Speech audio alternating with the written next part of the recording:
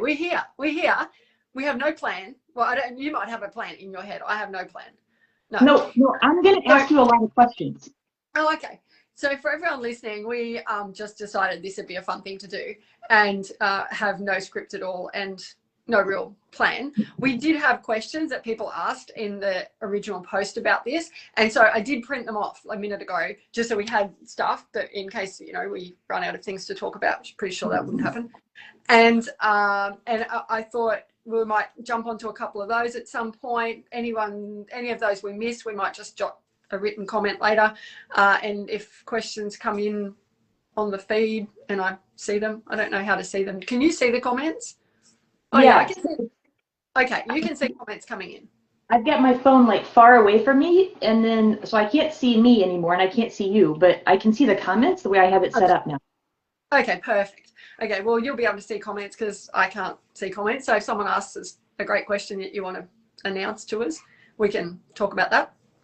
And I have the questions pulled up too, so I could ask you questions, and then we could go with that. So organized of you. Okay. It's crazy.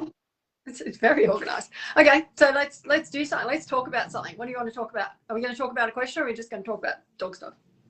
Let's just jump into questions. Okay, or if you talk about, like we both have stuff going on, I think we're going to talk about stuff as we answer questions. So let's just answer questions, and we'll go off on some weird tangent at some point, no doubt. I like tangents. Rabbit holes. Yeah. Okay. Oh, Veronica, you saw my podcast. Yay! I did a podcast on color. Did you see that Pantone released the color of the year?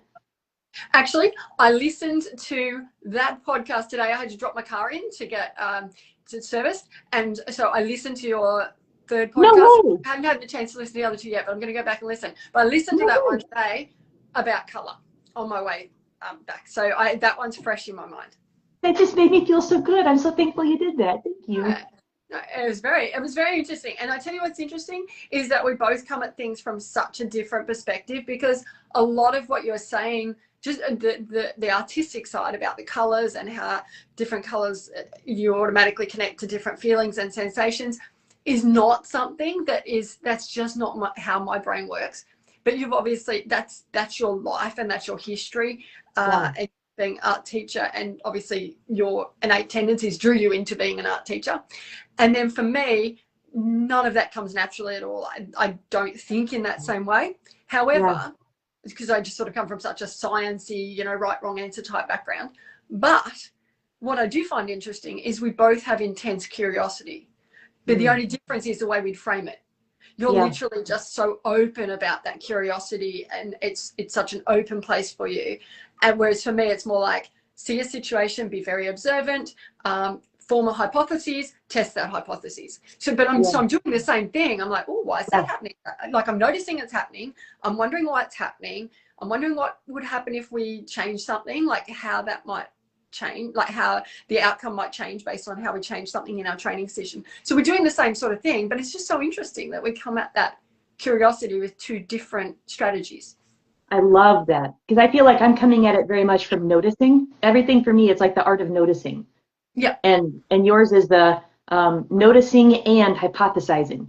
And I'm just free-floating ion, just noticing things and asking so many questions. And I feel like I have like question after question after question. And I love that you go to the question to find the answer, to get the solution. I love it so much. Yeah. But we both end up in the same place, because I bet we've all got a lot more questions than answers. I've got a lot more questions and answers. I mean, I have ideas and thoughts about them, but it doesn't mean they're answers or solutions. They're just ideas and thoughts about the problem, whatever that problem is. Yeah. Yeah. So yay, thanks for the little comments there. Let me go to the first question that I saw that was in the Facebook post that you created in the alumni. It says, my standard poodle is a joy. One challenge area is his zoomies and poodle copter, which I love the poodle copter. When he is running free, he has literally slammed into me, knocking me to the ground with significant injuries. So sorry to hear that. I have trained him during lower arousal to sit when recalling towards me and scattered treats away from me. When he is at that zoomie level, his brain is disconnected. I now carry my backpack or something with me to block him. Would love to train through this rather than manage it. He is an incredible creature. How would you deal with this? Well, that sounds like a question for me because standard poodles, they're my thing.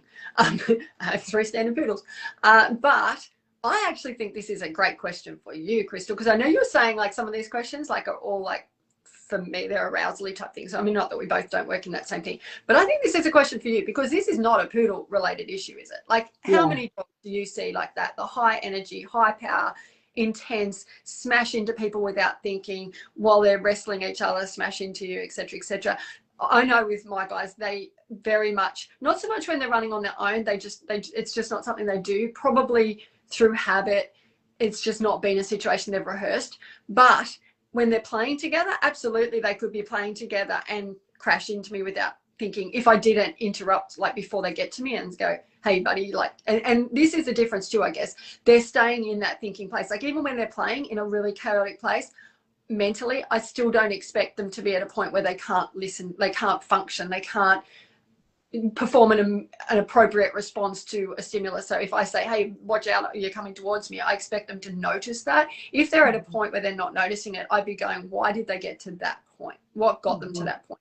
But I want to hear your thoughts on that one because you would see that a lot too. Yeah.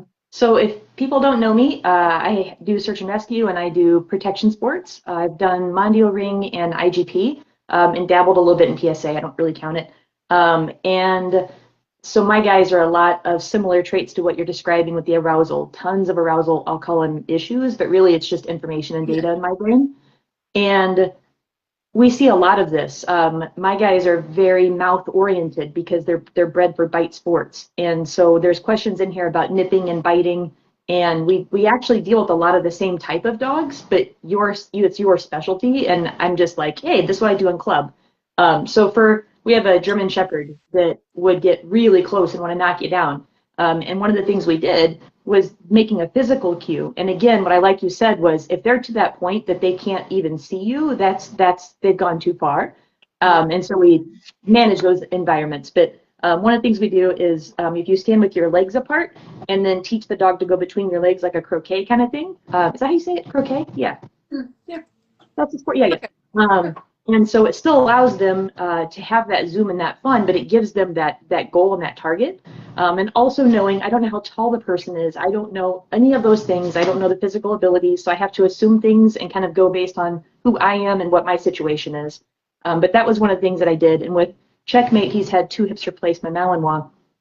And so for him, even just like his turns and things, that became a really important position for us. So that I would just do the legs apart, but they're coming from behind me, not from in front of me. Now, there are always dangers in anything we recommend or we say. So for instance, one of the IGP dogs, which is one of the sports that I do, used to be called Schutzhund. It was a really high level competing dog, and there was an accident, and the dog hit the handler and hurt himself quite severely.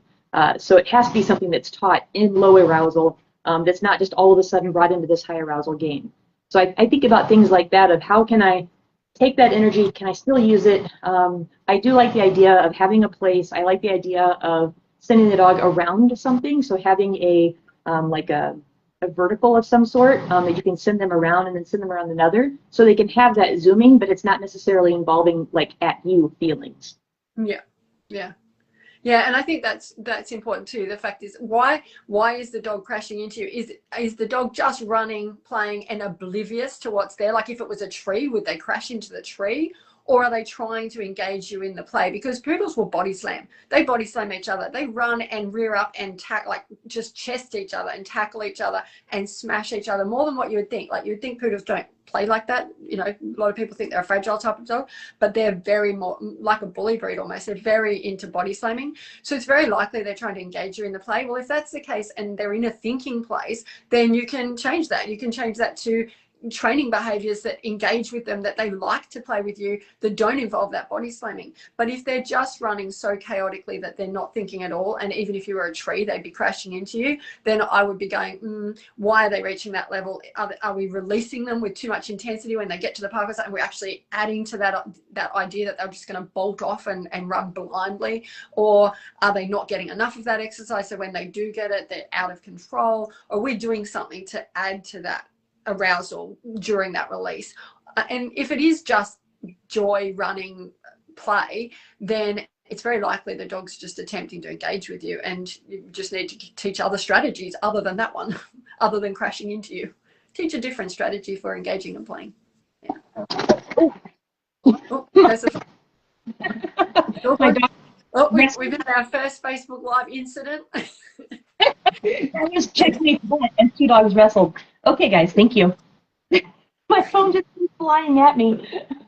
Am I right spot? You're back. You're back. Now you need to just be like a little more. Now we can only just see just above your eyes again.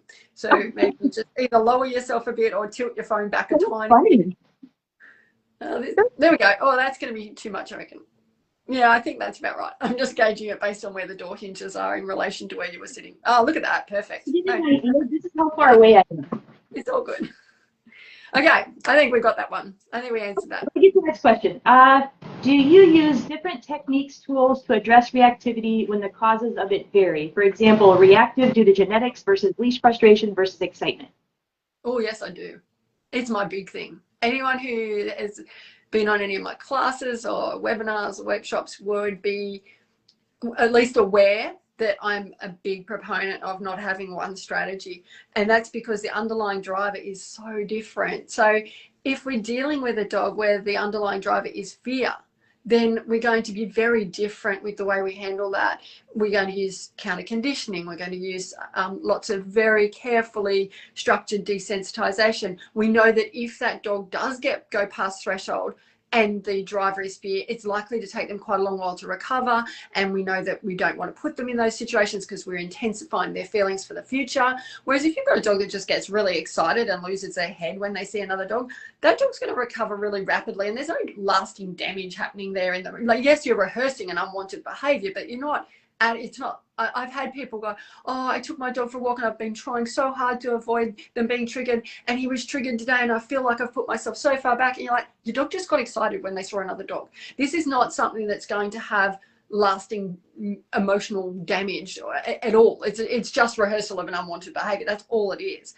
And so, yeah, absolutely.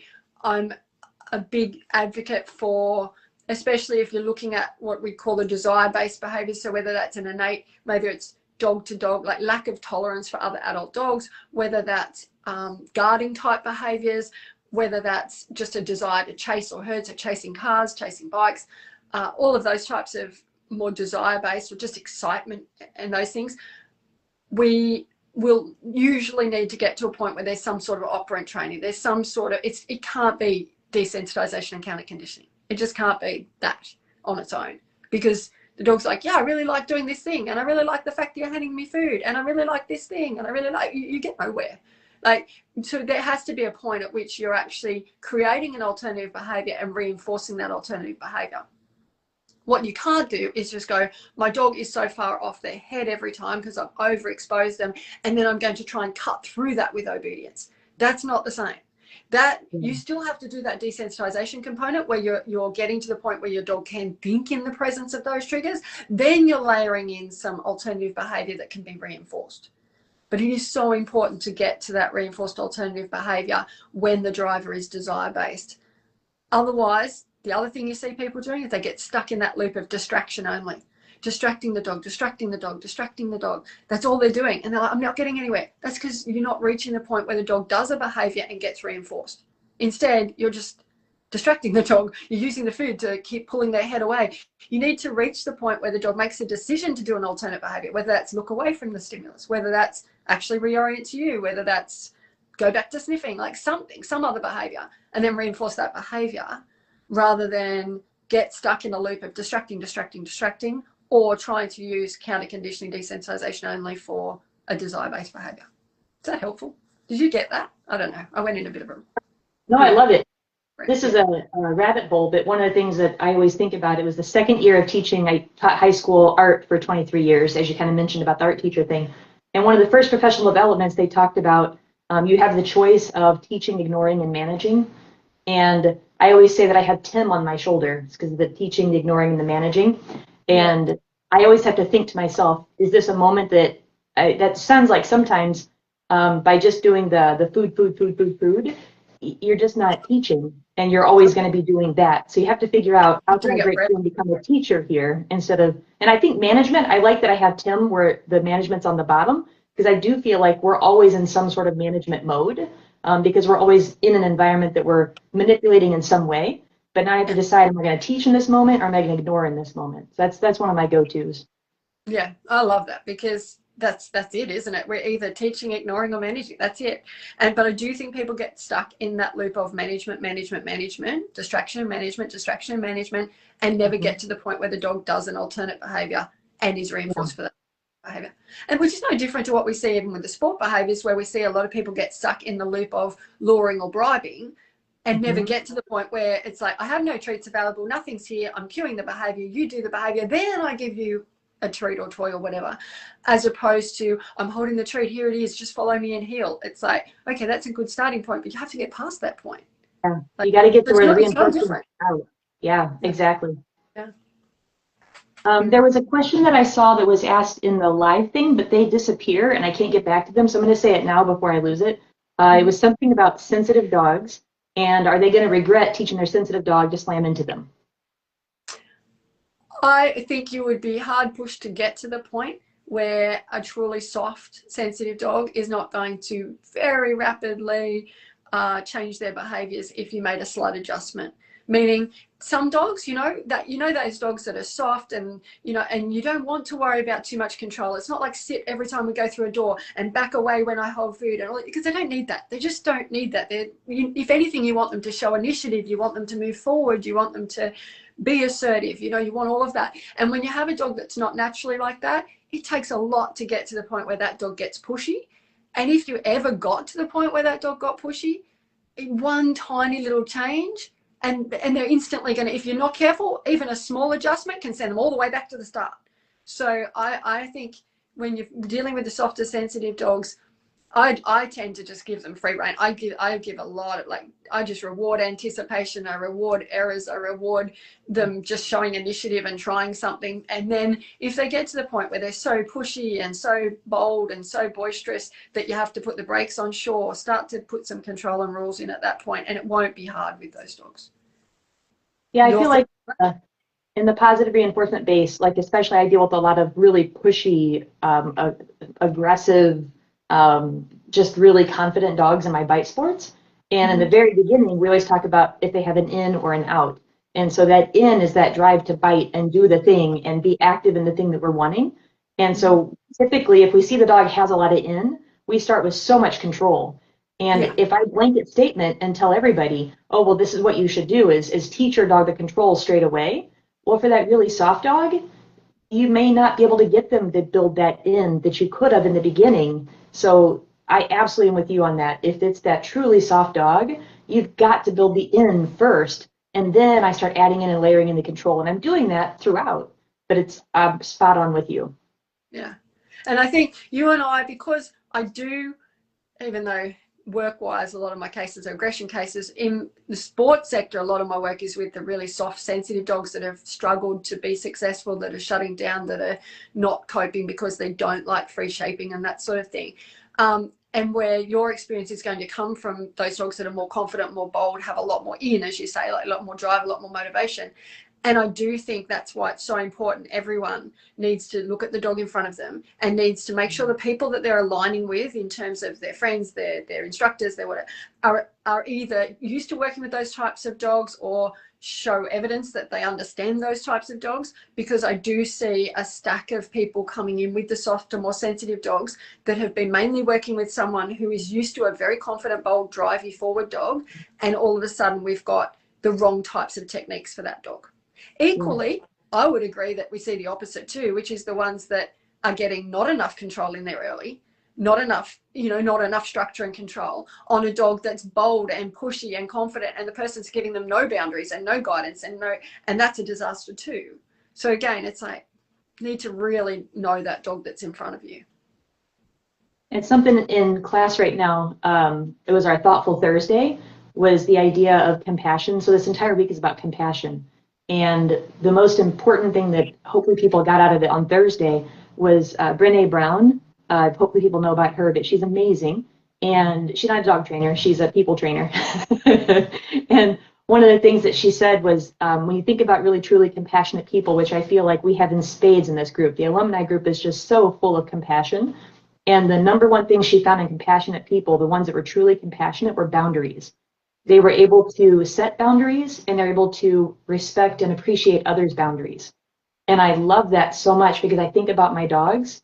With my really pushy dogs, they need boundaries. And so that's that control piece. And I think with bite sports especially, we can't correct our dogs later in the way the traditional trainers do. We don't want to. Yeah. And so we have to build in those control pieces in the very beginning. And I think sometimes that's where we set some dogs up for failure, that we don't give them enough control in the beginning, and then we don't have a way to deal with it later. And so the arousal's out of control and everything is just crazy because we didn't set boundaries straight away. Yeah. And so then also with the soft dogs, if we haven't built them up, you know, it's again, look at that dog in front of you.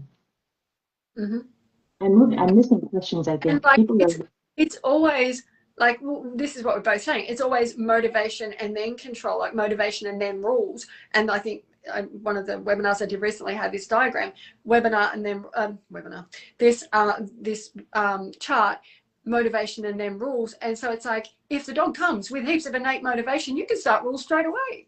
But if your dog's not coming with that, then that's the starting point. You build the motivation, then you can add the rules.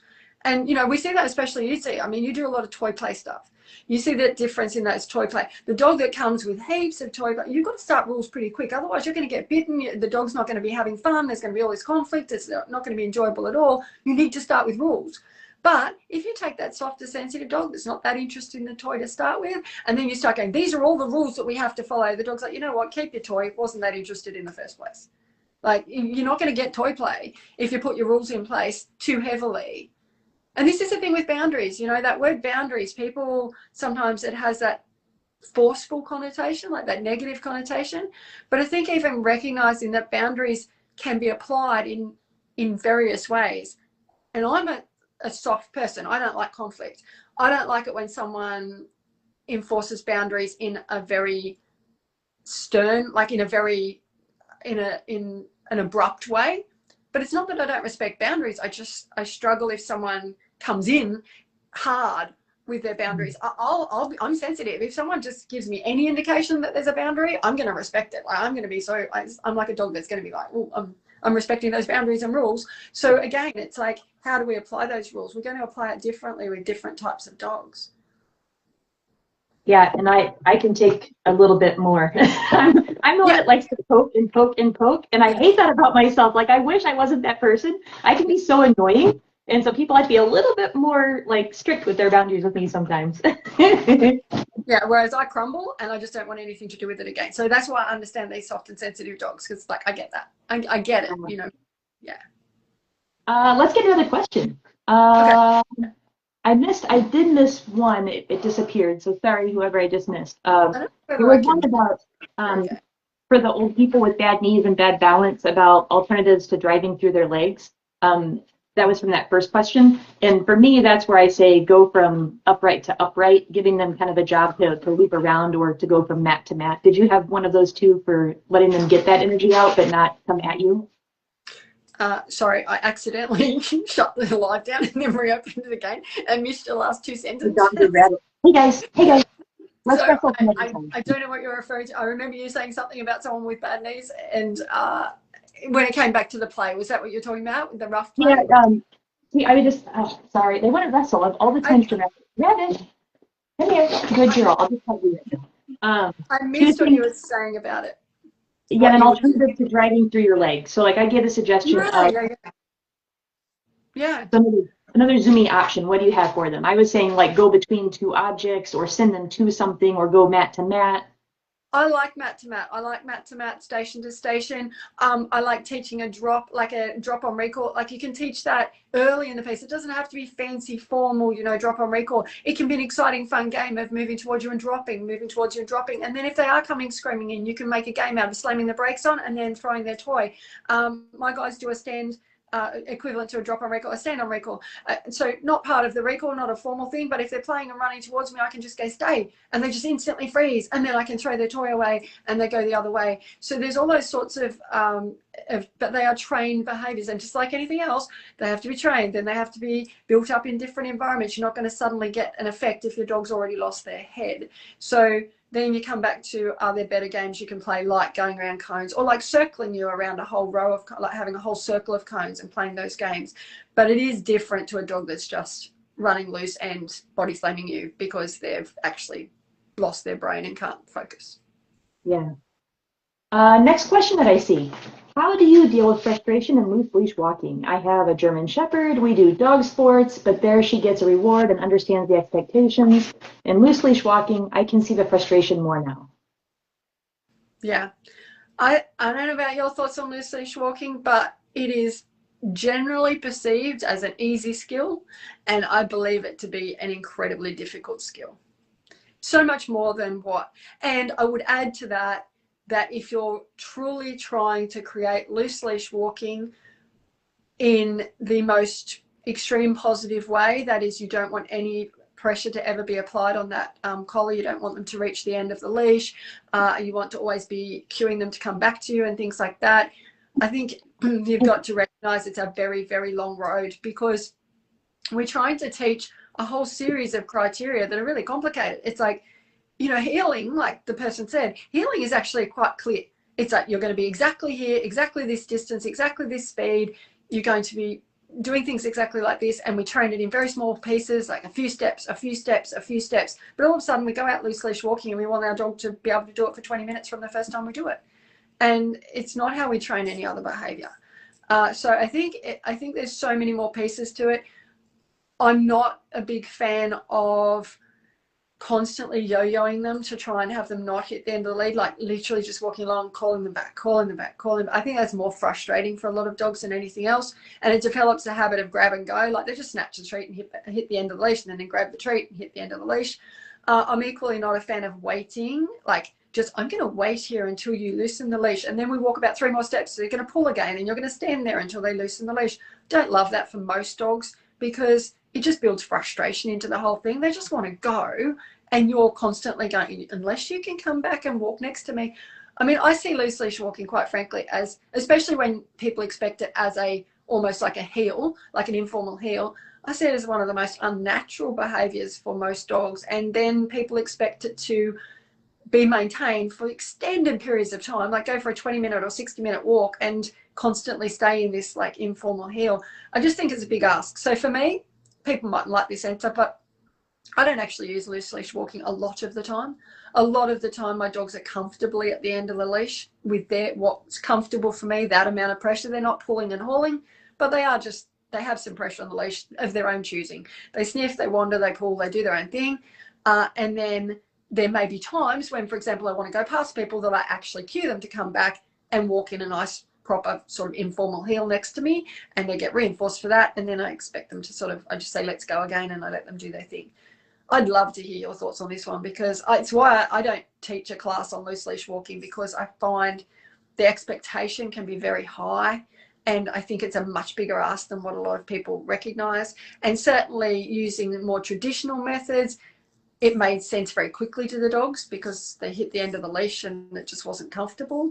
But to try and do it in a positive way, it's a big, proper training task. And I don't think it's often given the recognition for being as big a training skill as what it is. It's huge. It's the hardest thing I teach.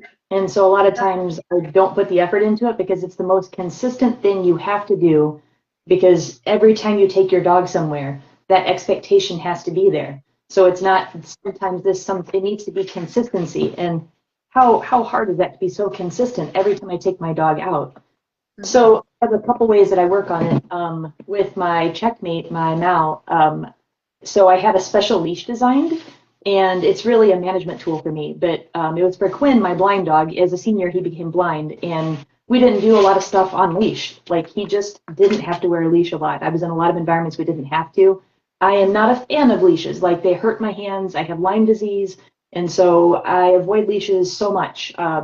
And so I have to really get recall and reliability with my dogs without leashes pretty early on.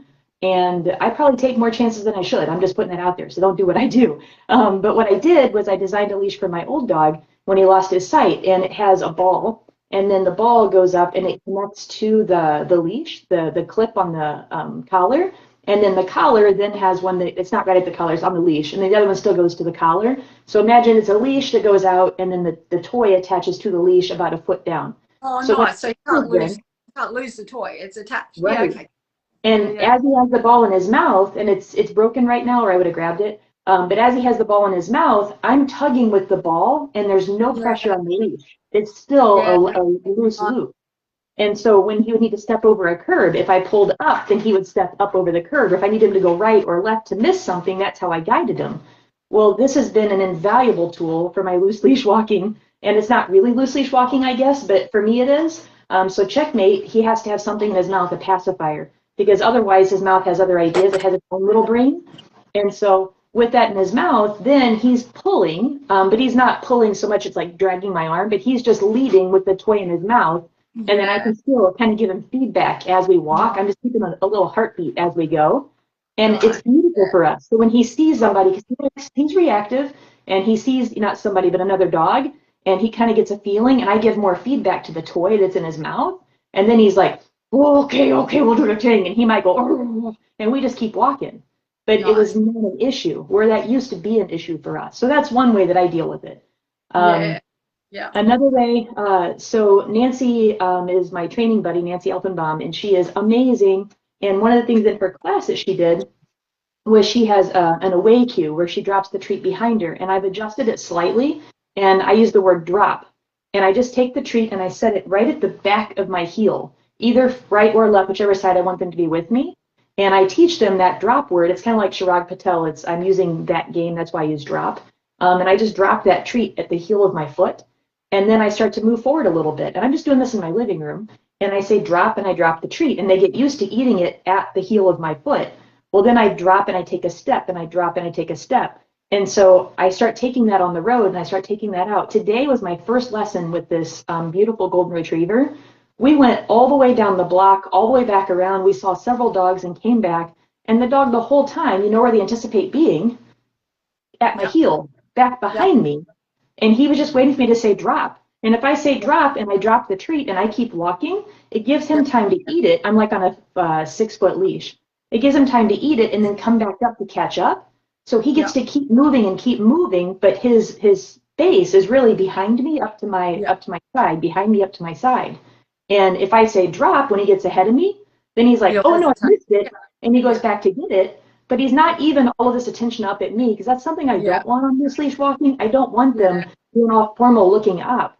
So that's been a really helpful thing that she's taught me, that I've adapted and helped for a lot of the dogs. And it's really been a great way. Yeah. And I think that's lovely. But as you said before, commitment. Like, this is the thing. If you're going to go out and do that, you've got to train it. You've got to be consistent. You've got to be out there doing that exact same thing, many reps for the whole time you're out there. And then, maybe separately let them off and do something else, or put them on a long line, give them another cue. But you have to be relentless. And that's the thing that I just go, for what I do with the type of dogs I have too, remembering I come specifically from my own dogs, they just, I just find, and I physically don't have an issue with them. They're never pulling. They're not that sort of dog. They're just at the end of the leash, and that suits me fine. And I can cue them to come back if I need to. Certainly with clients, we have done a lot of exactly what you're talking about, the same sort of, like, just making sure they're in position, rewarding frequently enough that they don't leave position, just teaching them to hang out in that space where you want them. But I do think that people need to recognize that is a big whole skill, and it's as time consuming as healing. It's a proper skill that has to be taught. And I do think you've got to factor in the type of dog as well, because some people go, oh no, it's not that complicated, what are you talking about? But those people are often working with a work-oriented dog, not a very independent, innately independent dog. They're very different. If you have a dog that just innately carries genes to want to know where you are and want to know what you're up to and want to be next to you, you can train loose leash walking in 2 afternoons. But if you've got a very independent natured dog that was not bred to pay any attention to what the human's doing, and bred to pay a lot of attention to the environment, then you're not going to teach loose leash walking in 2 sessions. It's going to take you more like a year. And so it's just, again, factoring in the type of dog. You say a year, I say a lifetime. Well, that's it. Amy said we need to scoot over. Where? She said I need to scoot over even more. I don't know if this is the correct more. I don't know which way, but she said that our faces are getting cut off, so we tried it. I can't see the video, so I don't know. I can't see it all. I wonder if I can put Facebook. I wonder if I can put it on my computer. Yeah, I've got it on my computer and I'm right in the middle on that one, so I don't know. So she'll let me know. I look like I'm in the middle on my phone. Okay. Yeah. Sorry, Amy, we're trying. On computer, we do look a lot closer. Like on the computer, we look like just like a talking head. Let's go. Okay. All right. I've got another one here. This was so in the actual live right now. Kimmy was asking, how do you unstuck yourself out of the loop of management if you don't have access to a neutral dog or if they're just passing by in the neighborhood? The question, I assume the question really is about the setup, like how do you set up to train as opposed to manage if you don't have access to a dog to use as the decoy type, you know, the dog in a setup. Yeah. That's what I'm, yeah. I train a protocol called ODE, offered durational engagement.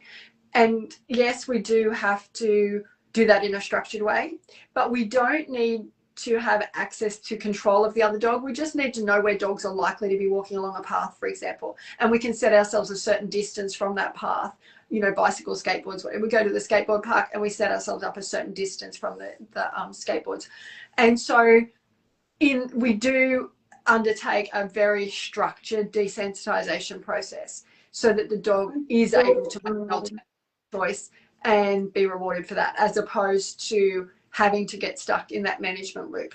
I would say though, you've got to, you know, I talked before about how we don't want to get stuck in that distraction loop. There's a huge difference between just momentarily your dog's actually coping very well, they've seen the dogs arriving towards us, and maybe in that last few meters as you're passing, you're going to give them a bit of a treat close to your leg just to keep them occupied as you go past, and then you're going to let them go back to what they're doing. That will just develop a really nice habit, and in the end you won't need to do that. That's different to someone who goes to a situation where the dog is overwhelmed, not coping at all, losing their head, and then the person's constantly just shoving food and toys in front of the dog's face to try and use that distraction loop to try and just keep interrupting the dog by distracting them, and the dog's never able to function. So it's not that we don't use management and distraction even over a longer term, but we really want to be at the point where the dog is already almost self-managing and we're just helping them out, as opposed to they're really not coping at all and we are just desperately trying to help them to function. And if that's the case, we probably need to try and find better environments and get the training part done. I see a blank face, but I assume that's because you're reading something. You're right. No? That's exactly what it is. I'm so glad you answered that, because did I make no sense at all then? Because your face was like nothing. I was like, yeah, no sense at all. That's my reading face. You just saw it. Yeah. I've got it. I'm like, I'm over arm's distance from my computer, and I'm like mile distance from the phone. So now, okay. So I'm like having to lean in like old lady eyes too, but it's just so far away. Somebody said they want to see video of the ball leash thing. I will get that, so I'll put that in there. I'll make a little alumni post on that. And then Anne's commenting about her Shiba on a 50-foot leash is still taught the entire time. Yep. No genetics there for having to stay focused on the human. We need to allow for that. If you have a dog that has strong desire for independence, like genetically, that's what it's every part of their being is wanting them, is driving them to be independent and do independent things. We have to allow for that. We have to facilitate a lot of opportunities for that.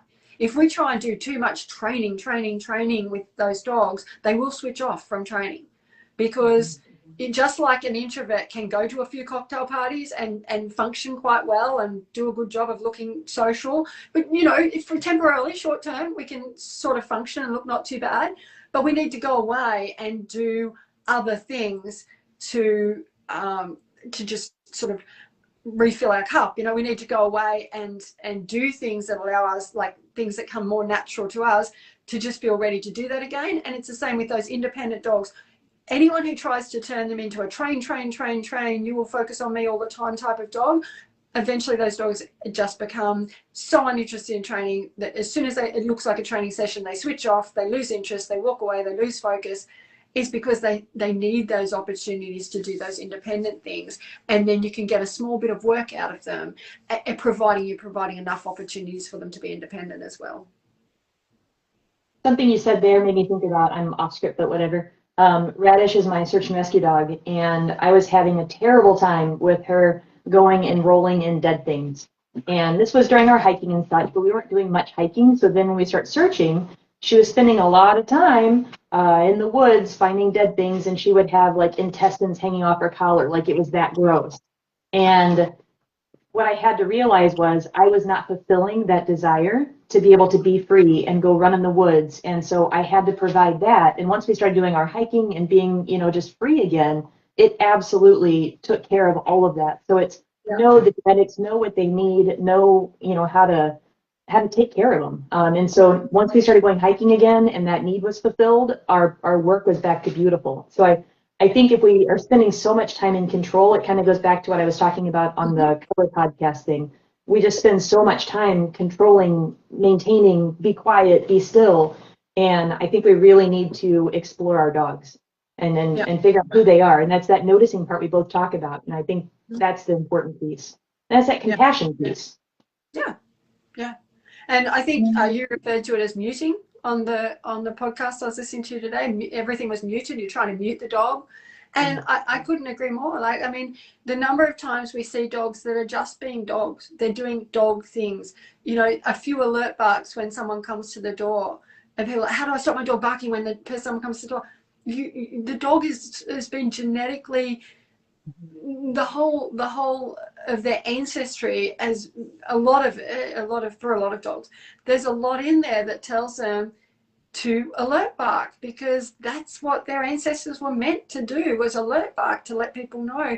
And so, you know, it's just those normal dog behaviors. Yes, you don't want them going chaotic and losing their head and not able to listen when you say that's enough, go and, you know, take a chill.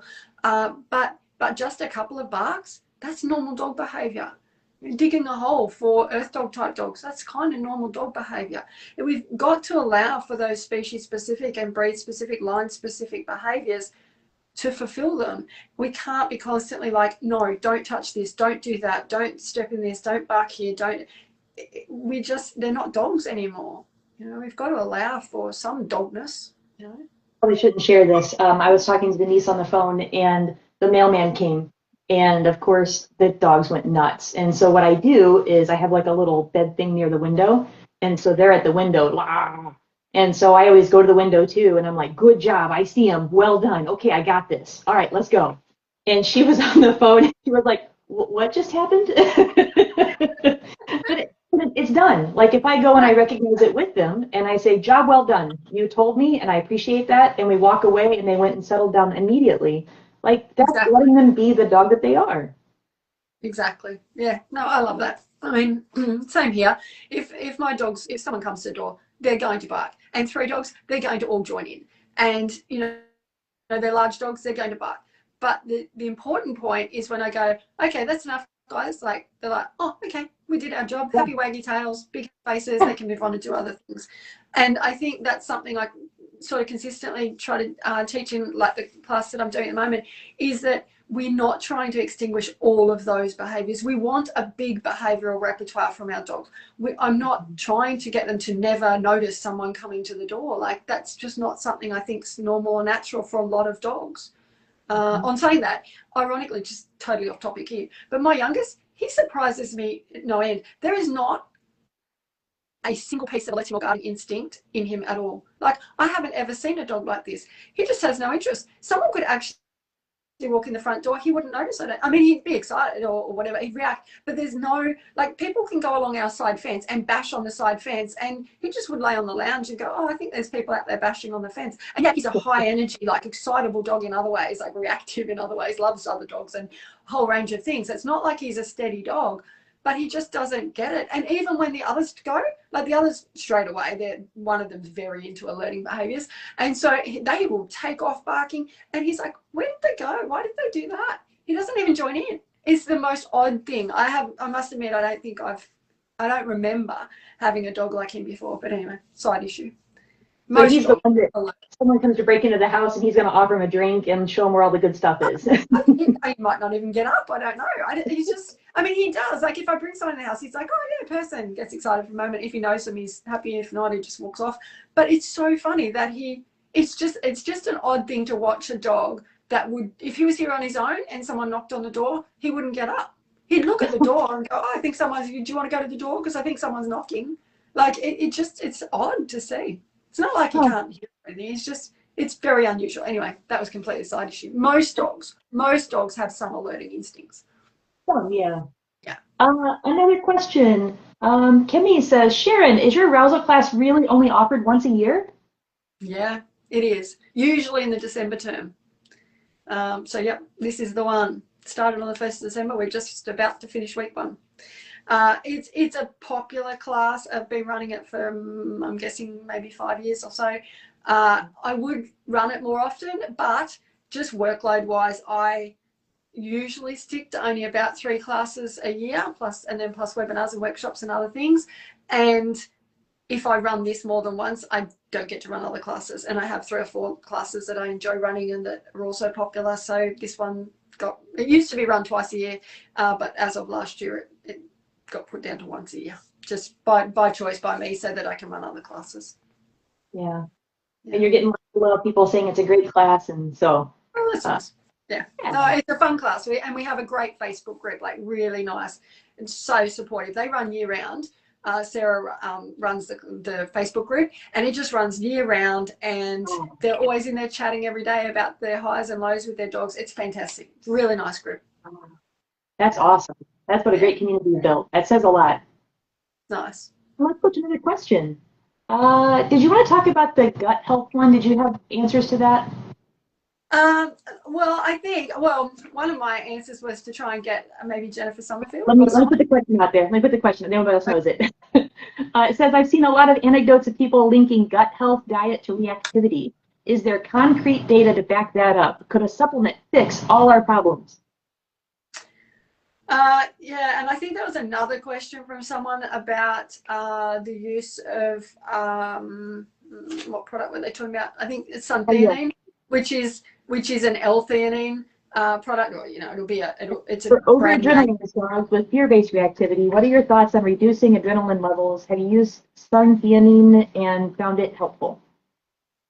Yeah, so I mean, I was only going to just touch on those two at the same time because they're a similar sort of thing. And really, I was just going to say, L-theanine it's got some evidence, and certainly it's in green tea and it's in various food and beverage products. It's in a lot of supplements. It's supposed to help with calming and sleep and anxiety issues. It's very popular. I don't know that there's any studies on dogs. There probably is. I haven't seen them. All the studies I've seen have been in humans. I think with all of those, I mean, we hear L-theanine is one that comes up. Zinc is another thing that is often talked about. But there's lots of different things. And I do think, certainly there's a lot of evidence now about the gut-brain sort of connection. And yeah, I personally too would love to hear one of our vets or a nutritionist do, probably one of our vets, because I do think that there's some great scientific studies. It's in its infancy really in the big scheme of things, but there's some great papers out there. And I think Jennifer Summerfield did a webinar maybe 2 years ago or so, and I'd love it if she either reran that or maybe even did an updated version with anything new, because I do think it's a big question that lots of people have, is what can we do I think there's some good supplements out there that work with individual dogs. I'm yet to find something that I think works with every dog, but certainly there's individual people that have had great results. So I don't think it hurts to try things. One of my dogs, I do use calming care, Purina calming care, and I had a good. It's been a good outcome for that dog. Whether it works for other dogs, I don't know. So yeah, I think there's lots of evidence out there, but it's still, the jury's out a little bit. There's no black and white and definitely use this or definitely use that. There's lots of interesting things, and I'd love to hear one of the vets do a webinar about it. Yeah. Yeah, I feel like we could definitely talk anecdotally about a lot of things. Oh, yeah. I look at my guys and the impact that diet has made on them, and it's been tremendous. I look at the impact of diet on myself, and it's, yeah, so the research just isn't there yet that I've seen. So that I would love, like you said, let's get a vet in here and do that. Yeah, yeah. And yeah, I mean, definitely I mean, obviously feeling better and all those things, like gut health is going to help with, you know, just feeling better and feeling more keen to work and having better energy and all those sorts of things. But there definitely is a clear link between behavior issues in dogs and the use of certain foods and supplements. And yeah, it'd be great to hear someone's take on the current science. Yeah. Someone that has all the time to research all the things. Yeah, that'd be nice. Here's a question. Checkmate, thank you. I would like to know your thoughts on initiating play. Initiating play with your dog spontaneously without needy girlfriend vibes. Crystal Wing, if you know, you know. I feel so goofy doing it, but my dog does it so naturally with me. I am learning so much from Amy Cook already and would love your take as well. So there's a backstory to this one. I learned from my dog Yukon that I was a needy girlfriend, and I don't know another way of saying it. I need a better description, I think, because I don't know, maybe it's a good description, that I'm always the, you know, play with me, you like me, I'm fun. And when he taught me that that's not the right way to do it, it reminded me of the movie Grease, or the play Grease, you know, where you got like the real cool guy, and you've got like all the girls that are like, oh, pick me, pick me. And that's what I saw a lot from him, was kind of like, just get away, you know, like you're not my type. And then finally, when he was done with everything else, well, then he's like, okay, how about you now? And so I kind of call it the needy girlfriend syndrome. Yeah. And so here's seeing that she's saying about initiating play with your dog spontaneously. Amy Cook is an amazing resource for that. If you guys haven't taken her classes, the Playway, get in there. I know that she's offering it right now. And she also, I saw the post, she's doing it differently. So that's really exciting. Yeah, so I saw that post too. This is totally me guessing, because I haven't actually taken that class. I mean, I've had lots of great chats with Amy, but I'm guessing from what she wrote in that post that maybe she started initially with just no food, and just trying to get that play happening. And I'm thinking from what she wrote that she's introducing food right from the start.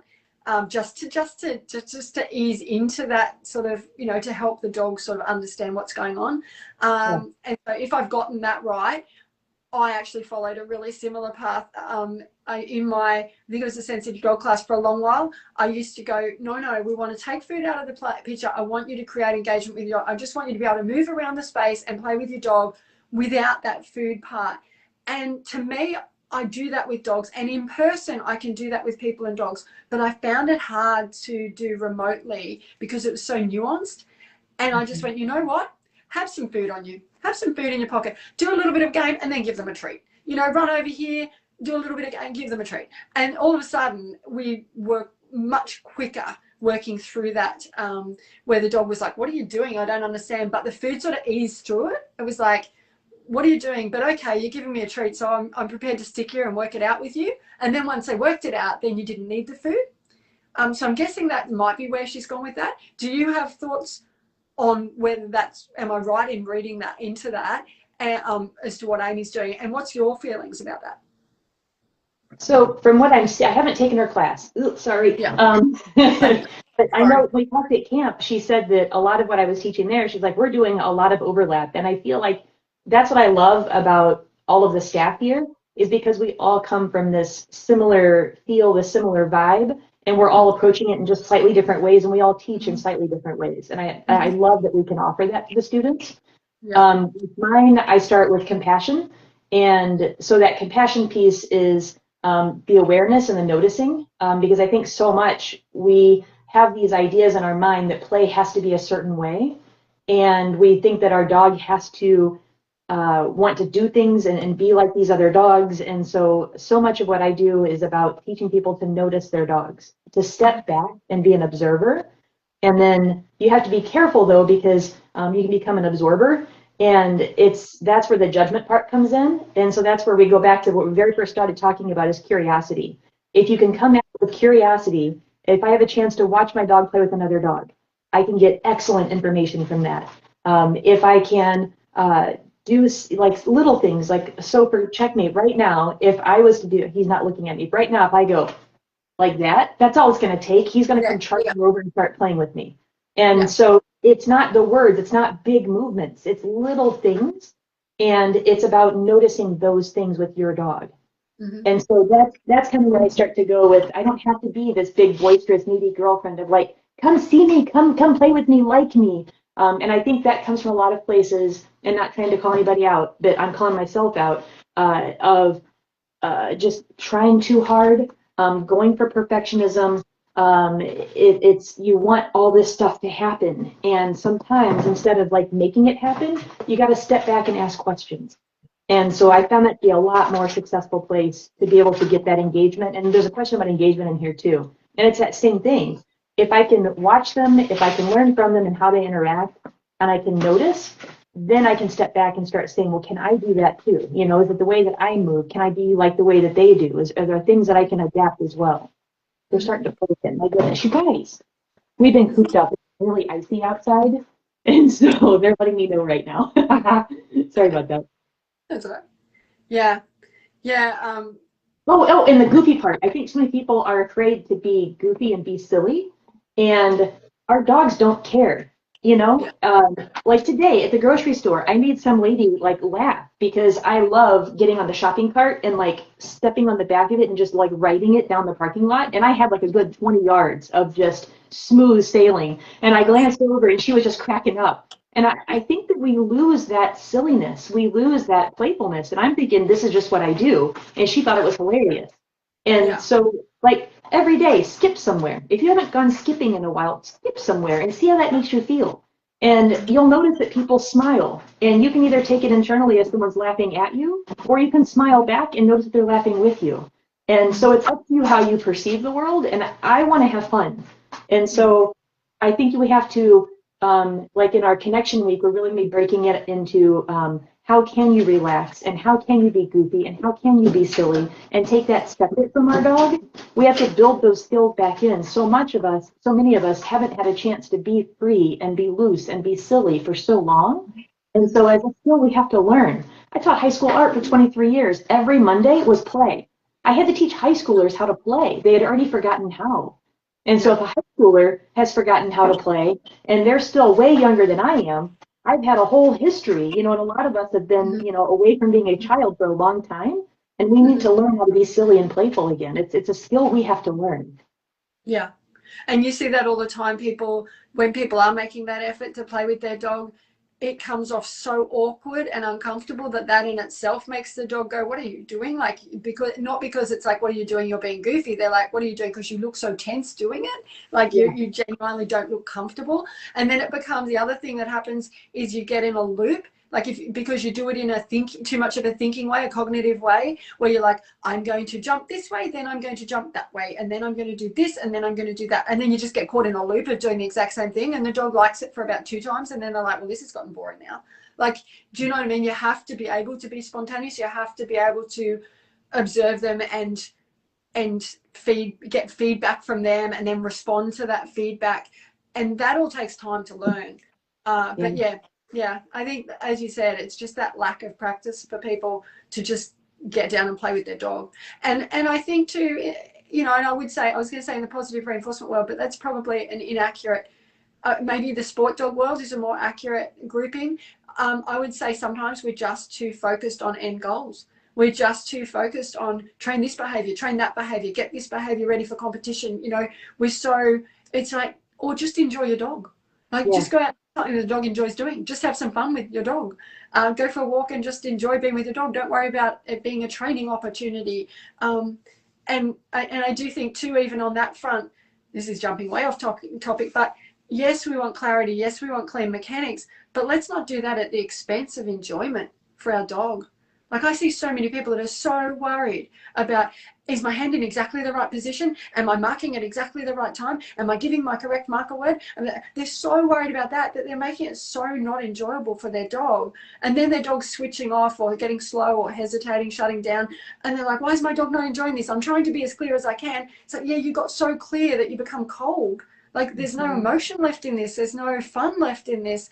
You're just going through this very rigid series of patterns, and for some dogs that's okay, but for some dogs that's really going to turn them off. Like, you know, yes, we want clarity for them, and yes, we want clean mechanics, but we have to be able to do that intertwined with looseness and fun and enjoyment and messiness and making mistakes, and it's fine. Like, not become so worried about how, you know, whether it's being done accurately, that it's no longer fun for you or the dog.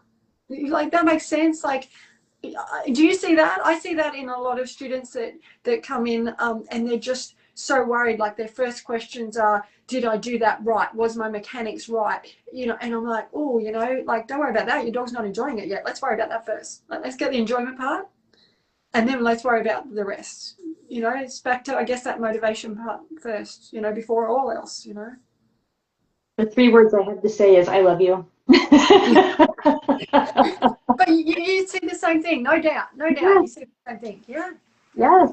But it's across the board. We're all so worried about doing it wrong. And you have to be vulnerable. And that vulnerability is so hard. And that's the part we have to learn first, is we have to be vulnerable first, but we have to learn that skill. And so those are the skills that I try really hard to teach. And so then once you learn those skills, you can practice those. Now you can bring it into all of the training stuff. And it's like the soft parts that make all the training better. Yeah.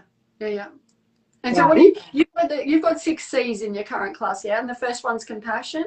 Like, where does this fit into your 6 C? Like, do you start with that aspect of, like, let's just have fun, let's just relationship build, let's just motivation? Is that what happens in that sort of one? Yeah.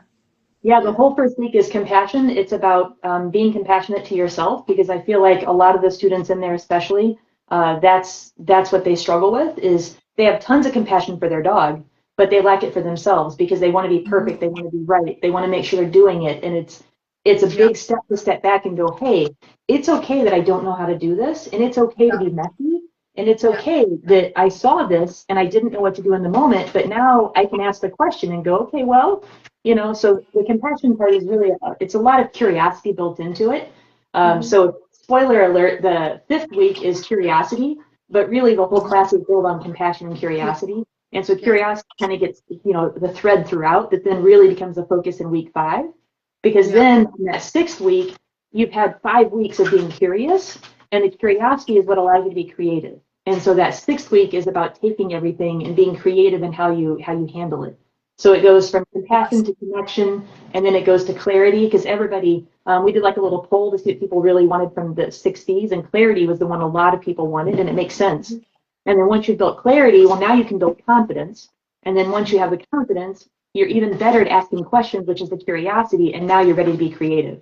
So it's just the foundation of all of our training that we already do. I'm just taking it in a slightly different way. Nice. Let's go to another question. How long do you want to yap? I think it's already been an hour. I don't mind. I believe you've got Pilates that you need to get to. Is that right? Oh, so Denise and I do Pilates every night. So we don't do it for like another 3 hours. And Kim Palermo is joining us for a little bit, but she's East Coast time. So it's like midnight for her, because Denise is like, she can't do it earlier. So yeah, we have a lot of fun. It's been really fun, like having this little tradition that we do every night, kind of catch up and you know, we both started doing a lot more conditioning with the dogs in a more thoughtful way. We're using conditioning for kind of arousal issues and not issues, but just how to think about arousal stuff, which has been a lot of fun. And so when we were doing that with our dogs, we're like, hey, we need to work out too, so we know what our dogs are feeling, which is that kind of compassion piece. And then we just stuck with it. So it's been a lot of fun. Okay. Well, we're going to start doing we're going to start teaching Pilates now, because we're basically experts. We've done it since September. So we should be like teaching everybody now. That works. You're in that wonderful moment where you've learnt enough now that you feel like excited about it. You want to share Yeah. it with everyone, and you just So then you want to become an instructor of it so that you can share it with everyone. Yeah. That's it. I mean, I can't even touch my toes, and I Years do and things years right. later, like years and years later, after that point, you suddenly feel like you shouldn't be an instructor because you don't know enough. Isn't that how life goes? You know, you see Oh, someone that learns a new skill, and straight away, like they're like, "This is great. I want to share it with everyone, and I know everything there is to know about it, and so I want to be an instructor." And then later on, they're like, "Whoa, what was I thinking? Like, I don't even." And they actually have the skills and knowledge to be an instructor, but then they second guess themselves to whether they know enough to be an instructor. And you're like, look around, there's plenty of other people that are like just think they have plenty of skills and knowledge because they're still early in the game. It's just the cycle of life. well, that's where I told my students too. I was like, if I waited for perfection, this class wouldn't happen. Like it just Exactly. wouldn't. You know, like I know at this point in my life right now, I'm going to tell you and share everything I possibly know. In a couple months from now, I'm going to change some of my ideas and some of my mind. It's like that's just Yeah. how life goes. Like that's Yeah. why I don't write books because there's no way my mind changes like within a couple weeks. There's no Yeah. way. Yeah. Uh, Yeah. No, I'm with you on that. Absolutely. let's see. Let's go for another question on reactivity. Are you up for that? Yeah, why not? Uh, let's see. I'll go from the original groups. Okay. Question for dog reactive dogs. How essential is actually interacting with other dogs to overcoming the reactivity? My dog basically has never interacted with other dogs in my time with him because of his assumed fear and the subsequent defensive displays when meeting other dogs. Even calm dogs do not instigate interactions with him. I flip-flop between thinking it's okay for him to not have other dog interactions and also feeling like there are just some things a dog can only learn from other dogs. Okay. That for me is so dog dependent. It's so dependent on the driver. Are they just super excited when they see other dogs? So they start lunging, barking, and losing their head. And in those cases, we can resolve that. And then maybe they just will have fun playing with dogs in a sensible frame of mind. Or is that coming from a place of true fear? And we can address that fear. And maybe our goal wouldn't be to get to the point where they actually interact as in play loose with other dogs, but at least get them to the point where they feel very comfortable with other unfamiliar dogs moving around them, and you know they don't feel fear anymore. Or are they coming from a place of an innate dislike, an innate intolerance of other dogs? And I think that's something a lot of people just don't want to accept, or maybe haven't had enough experience with those types of dogs. And so they believe whenever a dog is lunging, barking at a dog, it has to be coming from a place of fear or anxiety. Whereas there's plenty of dogs that genuinely just the genetics tell them not to be friends with other dogs. So, you know, they reach social maturity and they no longer have any desire to be friends with unfamiliar dogs.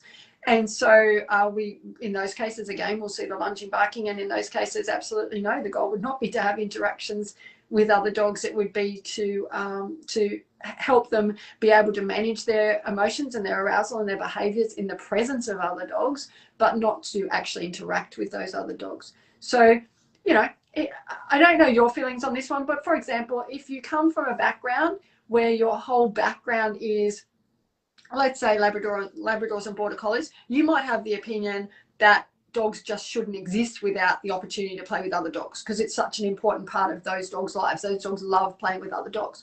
But if you come from a background with maybe more bully breeds or maybe some of the terriers, or you know some other types of dogs, you may be of the opinion that no, dogs do not need to be playing with other unfamiliar dogs. So I think that's, you really have to take that on a case by case basis. I certainly don't feel personally that dogs are lacking in any way just because they don't have a big group of dog friends that they can hang out with. Not all dogs need or want that.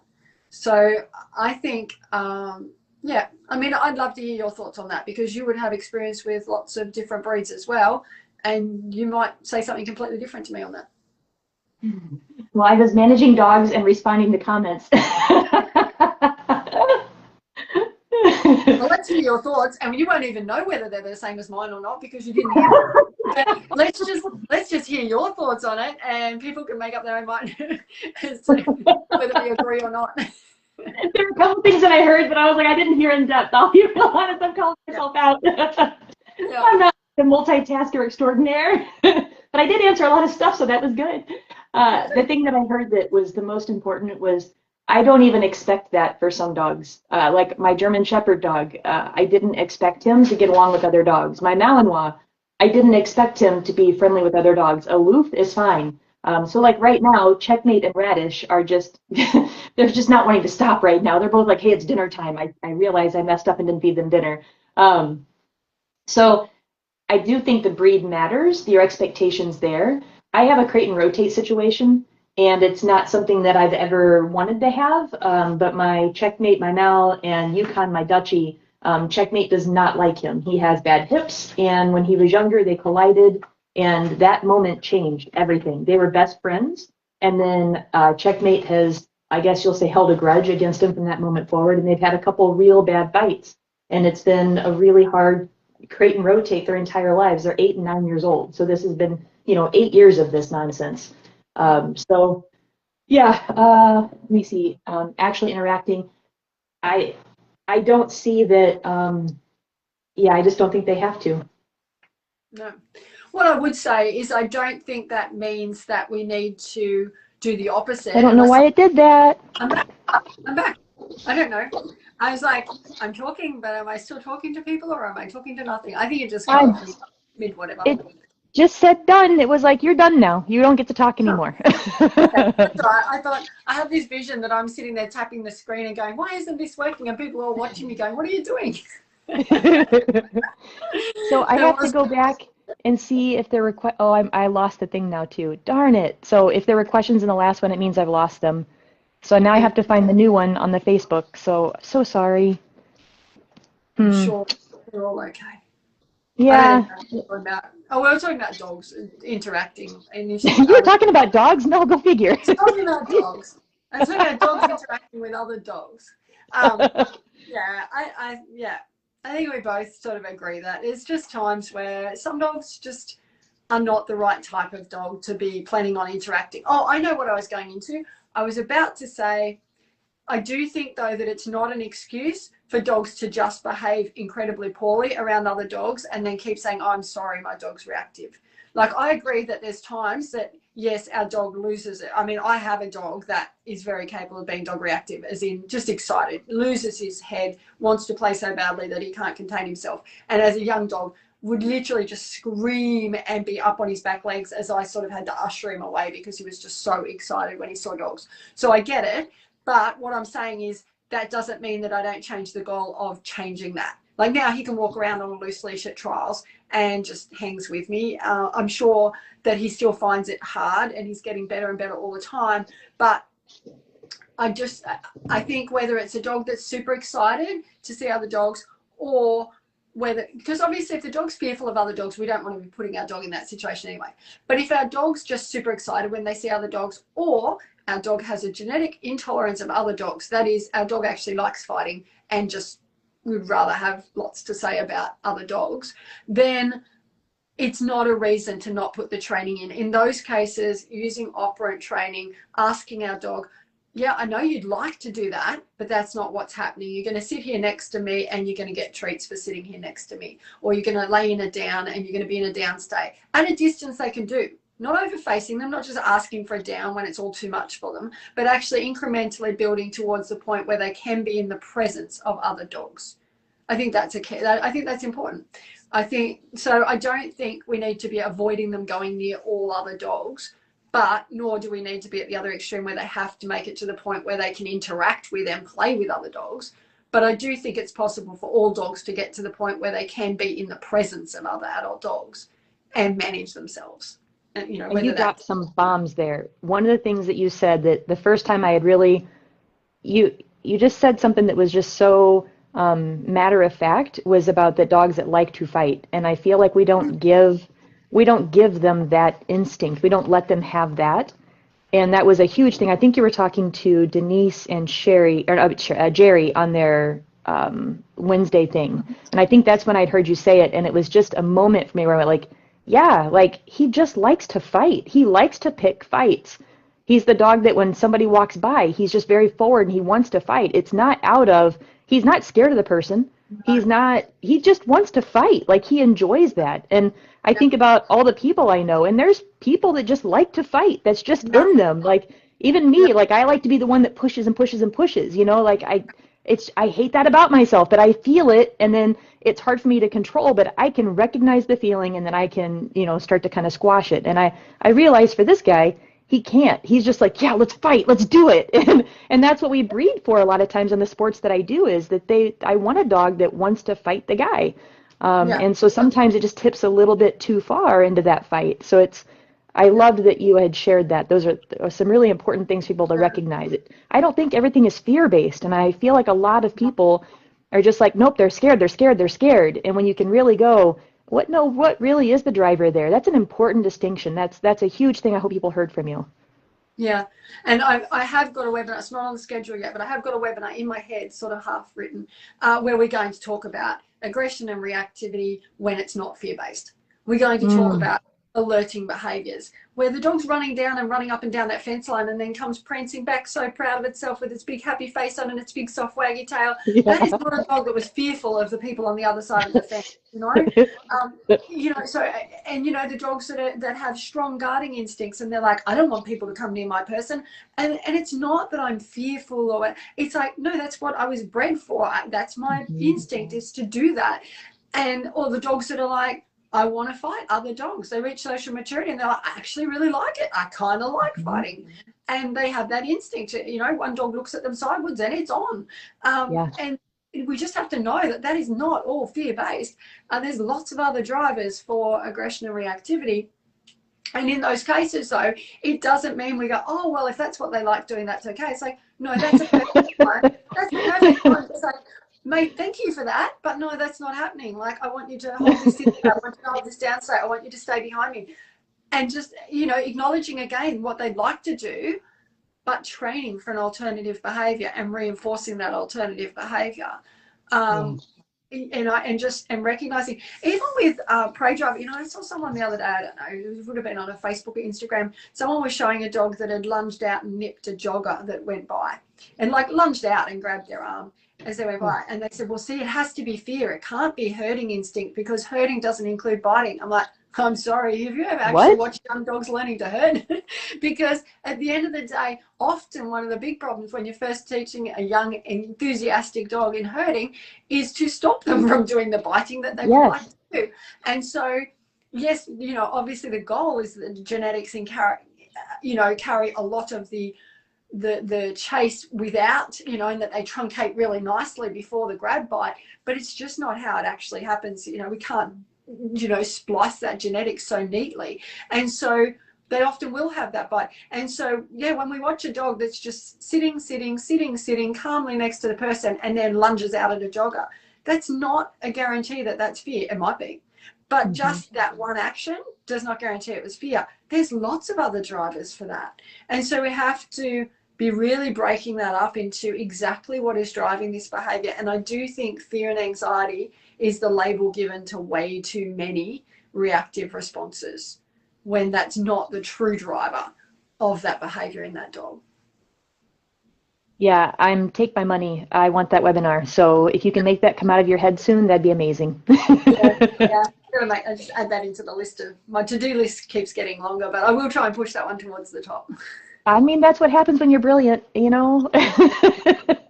Says you, who's still in the middle of a 6-week class and planning the next one and planning webinars and workshops and podcasts, brand new podcasts. No, Terry asked me today. She was like, you know, are you thinking about the next class? And I'm like, nope. It's like, what do you mean no? And someone's like, when are you running this one again? I'm like, I don't know. Like, I'm doing a lot of in-person seminar stuff, so I don't know what I'm doing next. I don't have any plans, so I'm not starting anything. I'm just gonna keep my head down and work hard and make this the best I can. So,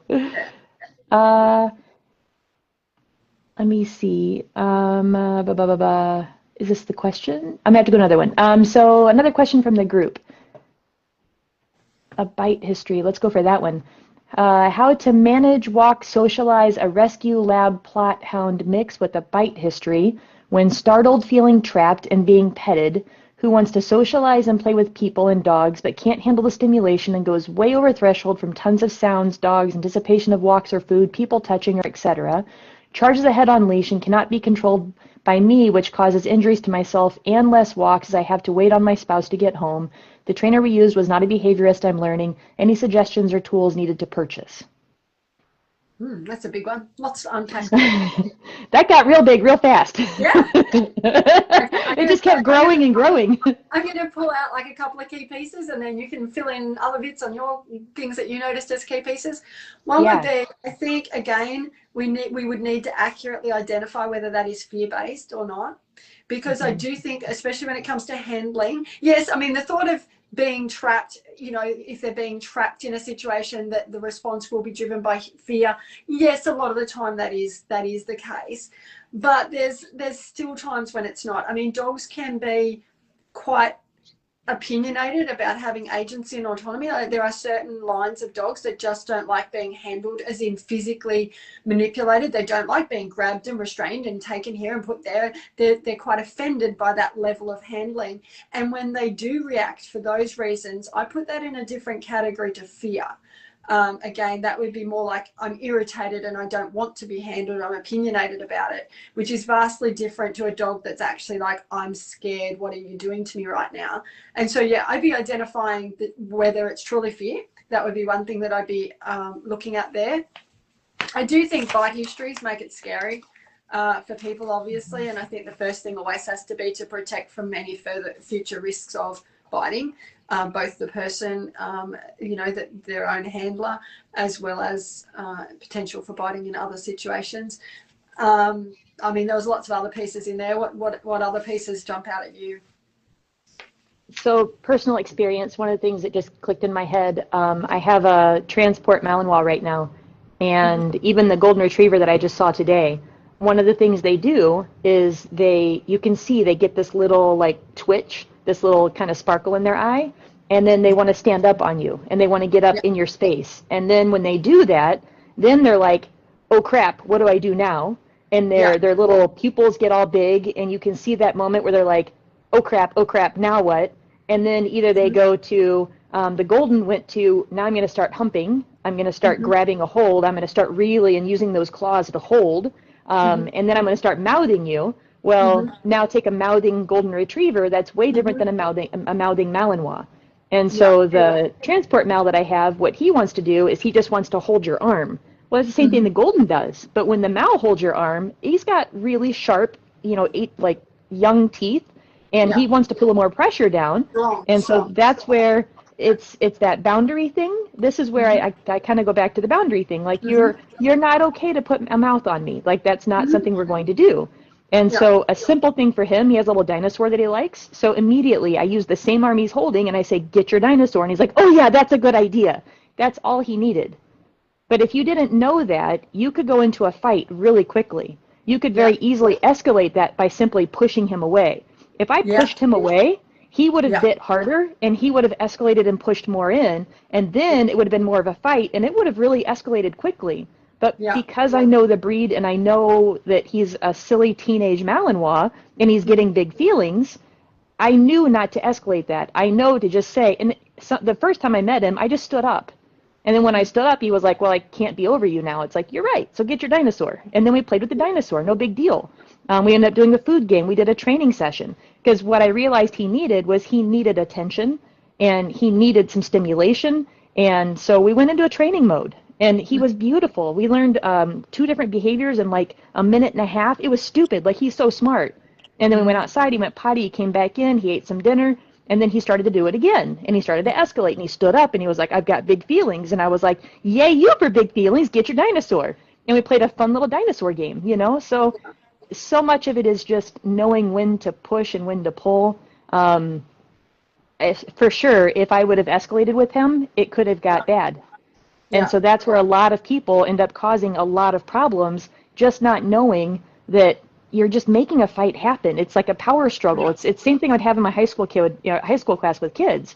There'd be the kid that would push the buttons, and then they would go, oh crap, now I've made a big scene. Now I'm in front of everybody. Now it's a spectacle, you know, so now I got to stand my ground.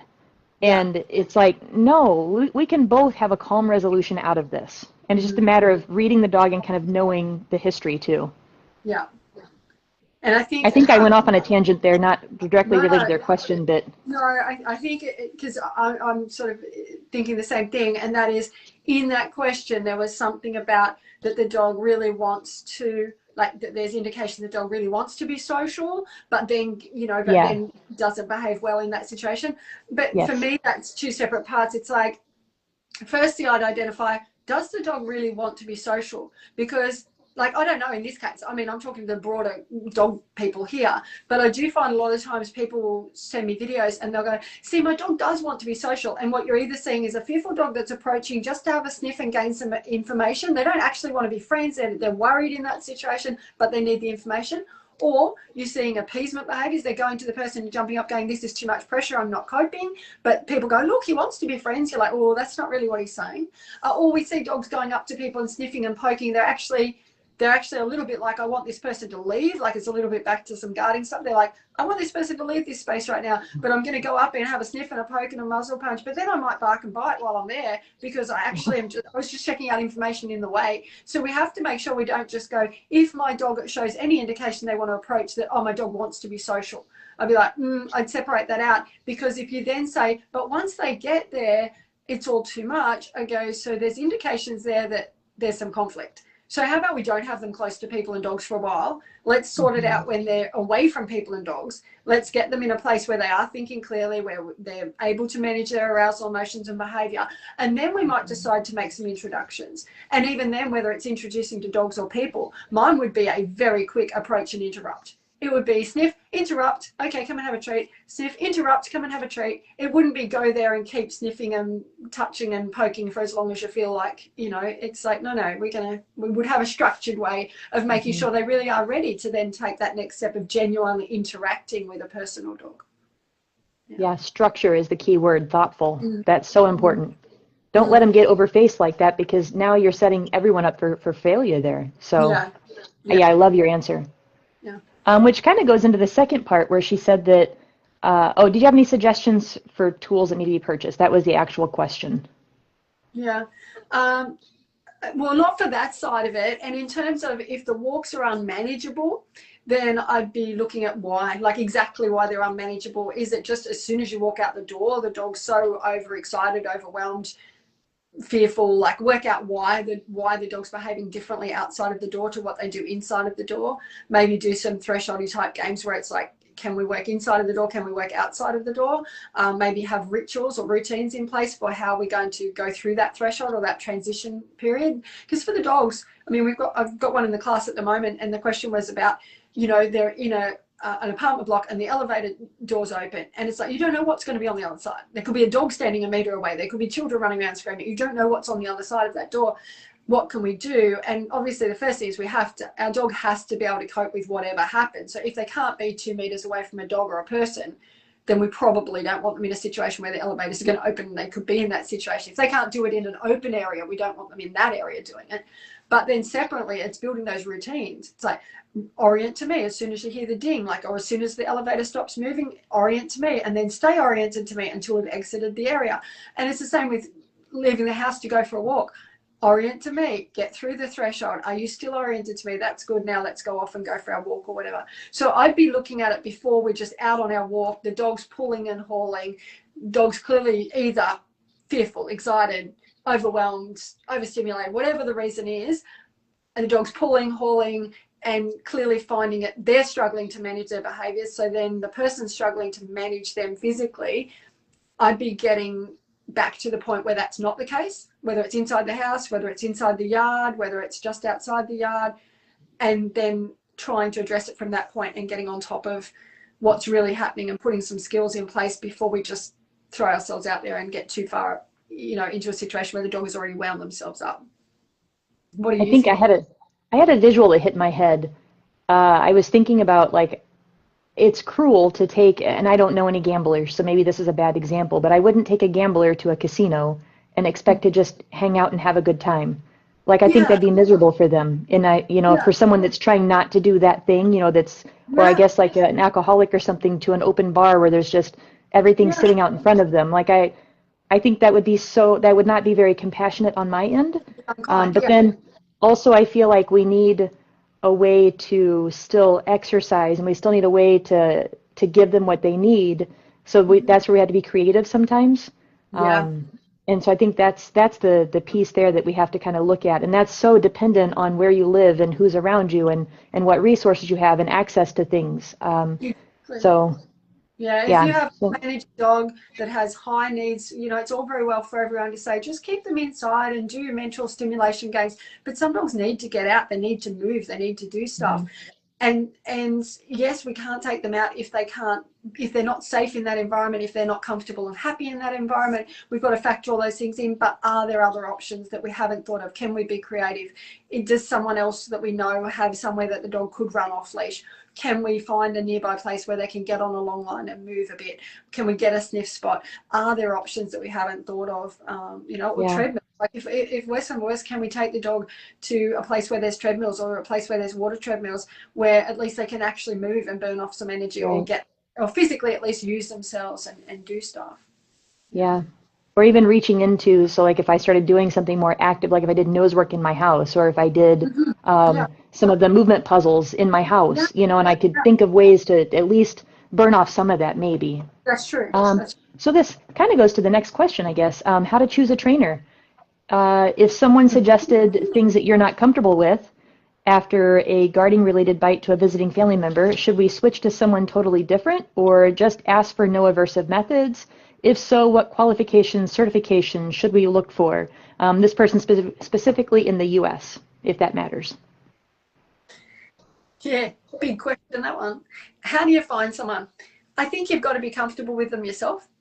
I'd love to think that maybe you already know someone who's worked with them. I'd love to think that you feel that they understand the type of dog you've got and they understand the goals you've got.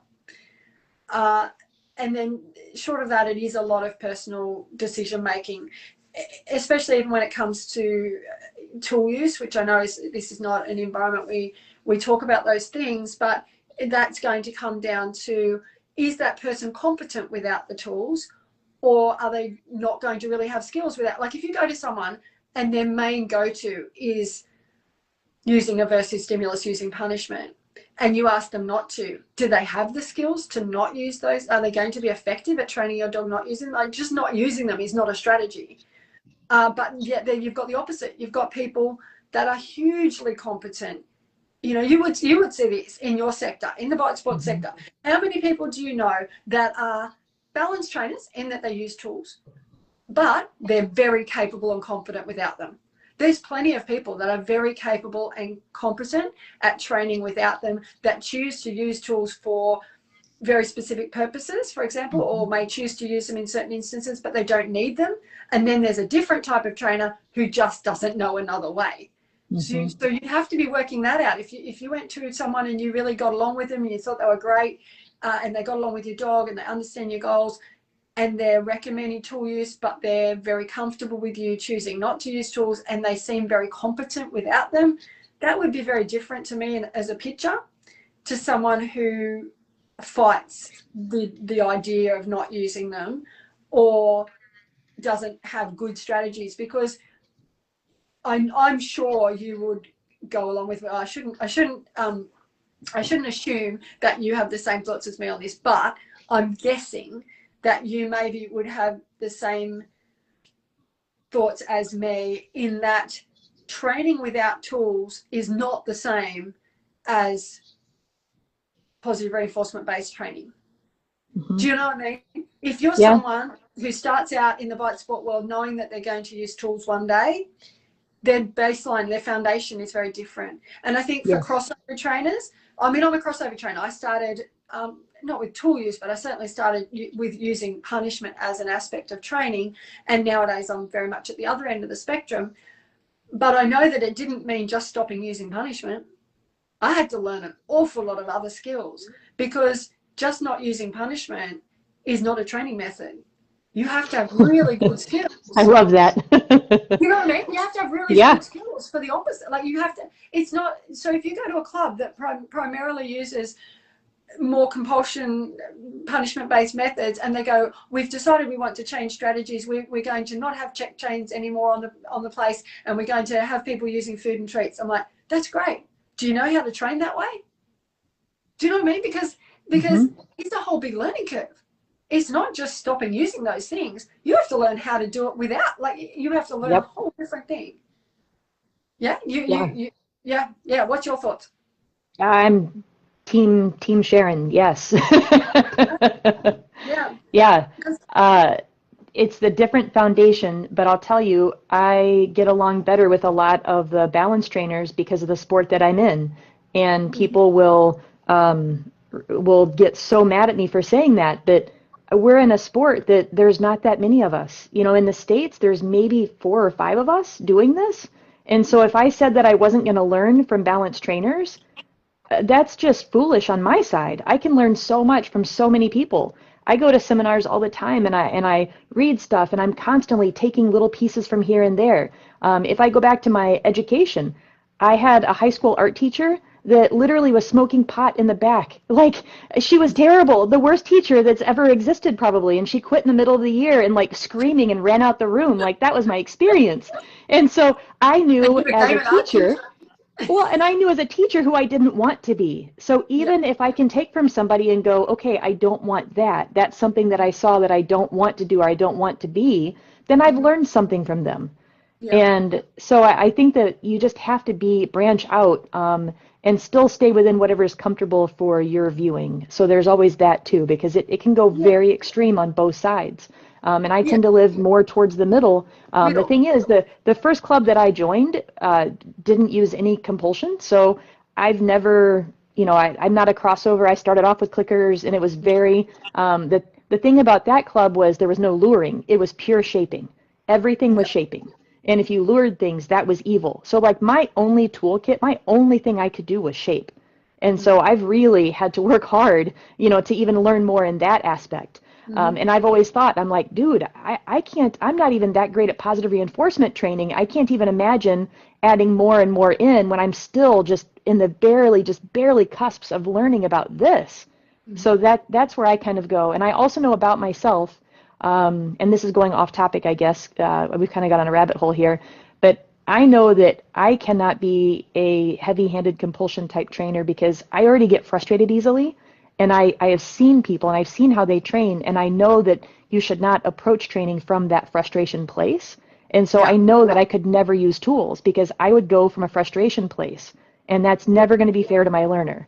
And so that's just off the table for me. Like, even if I wanted But to, I know that I couldn't because I can't control my emotions well enough.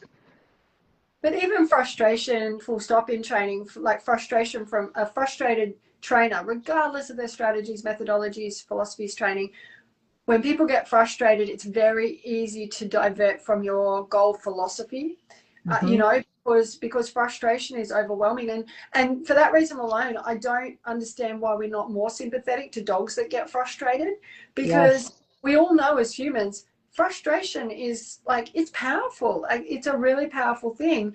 And to not understand that when our dogs are frustrated because we're not making something clear to them and they don't understand what we're asking, to not be empathetic to that frustration that they're experiencing.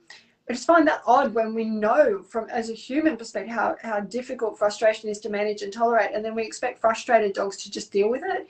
It's like, no, I think like frustration is one of the big things that I try to avoid in training. And I do think, Yeah. like, coming back to what you're saying before, shaping only, no luring, you know, I think anything that's a blanket thing like that, it's just never going to work for all dogs. Hmm. You know yourself. Plenty of dogs love shaping. There's plenty that don't as well. And for anyone who goes, Yeah. oh, well, if they don't, then you're just not doing it right. It's like, okay, I'll introduce you to a dog. Yep.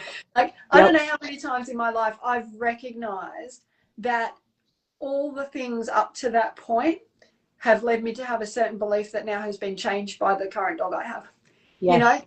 And so my dogs travel, for example, totally unrelated. My dogs travel beautifully, like beautifully. They all get in when they're asked, they lay down, they sleep the whole time, they get there, they're not silly when they arrive, they get out, they do nice functional things. They're great. I'd love to think that that's all my amazing skills and training. But you know what? I also know that I keep saying, I'm crossing my fingers for my next dog, that it also does that. Because yes, I can contribute to helping that happen. But I also know that there's some dogs that just get car sick, they get motion sick, they struggle with Hmm. things. And if you haven't had a dog like that, you can believe that the things you're doing are what generate this amazing outcome. And so, yeah, shaping is a prime example. If you've only ever had a dog that absolutely loves shaping, is very good with it, it's very confident, comfortable, doesn't get frustrated, then more power to you. But don't then turn around to other people and say, oh no, if you're doing it right, it always works. Because I'll show you a dog that doesn't like shaping, and then you'll go, oh, I thought it was, you know. And the same with reactivity. I don't know how many people think that it's the people's fault when they have a reactive dog, because they know that if they had a dog, they'd never let it get like that. No, they've just been blessed with dogs that were never able to go to that place, you know. Yes, they may have had skills that also helped get a good outcome, but nowadays I am so acutely aware that your skills, your training, everything you do, the management, the distraction, this is just part of it. Genetics is another whopping part of it. And you have to be aware that your limit of knowledge is your limit of knowledge. Like for me, my limit of knowledge is every dog I've ever come across and all the dogs I've owned. That doesn't mean there's not a dog out there that is going to throw me a big curveball, you know. I just want to make that quote and just hang that on my wall. That was so beautiful. But yeah, we all have to be humble, and we all have to not have black and white ideas, and we have to be careful when we see someone put a post in a Facebook group saying my dog's doing this, that you don't automatically jump to, I know exactly how to fix that because of my experience with my dogs, because there may be questions you haven't asked yet that would help you know that dog's may be different to your dogs. And that goes back to the question about what trainer do you choose? And when trainers say always and never and I can fix everything, I walk away. That makes me nervous. Yeah. I mean, they should be teaching Pilates. Yeah, exactly. Because that's just so straightforward. You'd be able to teach that. I mean, it's back to that Dunning-Kruger, you know, it's right there already. It's like, no, you know, you don't know enough to know that you don't know what you need to know. Exactly.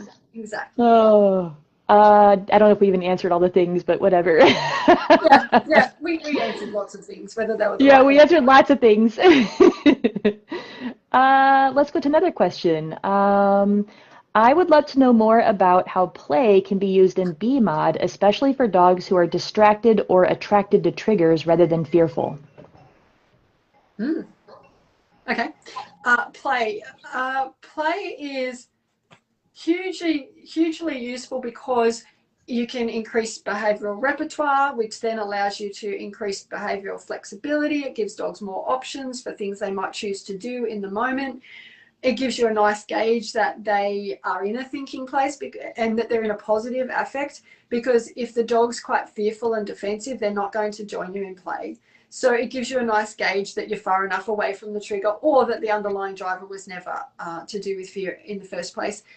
So yeah, I think play plays a huge role in testing how our dog feels about that environment, and also in shifting their emotion, you know, because if you've got a dog that's their sole strategy is scanning, they do a lot of scanning of the environment, that's their strategy for how to, you know, maneuver through an environment, then play is really useful for going, hey, you don't need to scan, you can do this, which is very different to when there is a trigger there and the dog's already not coping. Well, you're not going to get play happening at that point. So I mean, yes, absolutely, I use play as a strategy for behaviour modification. Big part is making sure your setups are right, making sure you've got good distances, the dog's in a thinking place where they can function, and we can slowly change their emotions about certain environments by introducing the more positive affect that occurs due to play.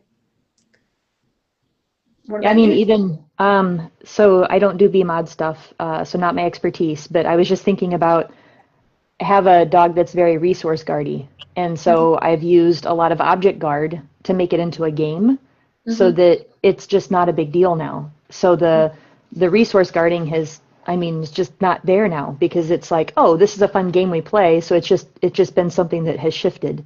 I remember my very first dog, Quinn, at 6 months when I got him, he had a basketball in the backyard, and I just met him. I only had him here a couple days, and he grabbed that basketball and was just snarling over the top of it and was like, I'll probably never get that basketball back from that dog, is what I was thinking, you know.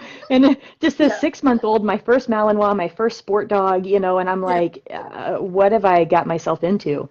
And it took a lot of creativity to figure out what in the world. I mean, he was not going to trade for food. He was not going to trade for something else. He just wanted that basketball. And I don't remember right now how I did it. That was 16 years ago. But we just played a lot of games, and it just became this like, oh, you're not going to keep my stuff. And even Yukon, he loves to possess. And I know that's not resource guarding, but he just loves to possess, so I tap into that. So I think if you really can understand the form of play that your dog really enjoys, it gives you guys a common language. And then once you have that common language, you can build from that. And I think you can build from that in any behavior, whether it's, you know, from resource guarding to pretty much anything, because that's their language. You know, it's we gotta figure out how they communicate and then use that. Yeah. Nice. Let me see. It's 7:52. Do you want to do one more? Yeah, let's do one more. Okay. Do you want to do one? I might be able to do two more because this one's maybe a faster one. So let me do this one first. Where did it go? There it is. I know that I try too hard, in quotes, a lot. At home, my antics motivate and engage my cattle dogs, but away it sometimes reverses on me. My big issue is lack of motivation for myself. I used to train regularly when I lived in SoCal and had so many like-minded dog friends, even Denise herself. Here, the clubs just do the same drills over and over, and all that most people want to do is train their family pet to have basic manners. I even started a local dog club, hoping to spark some interest in someone. But that never happened, and I was just training other people's dogs while my own sat and watched. Oh. Whew. Yeah, There's so much there that I just want to give you a hug. Because, I mean, when we start trying too hard, it's usually coming from that place that we care a lot. And when you don't have a community that's feeding your spark, it's so easy to just go flat. And that's flat with your dog, and that's flat with yourself, too.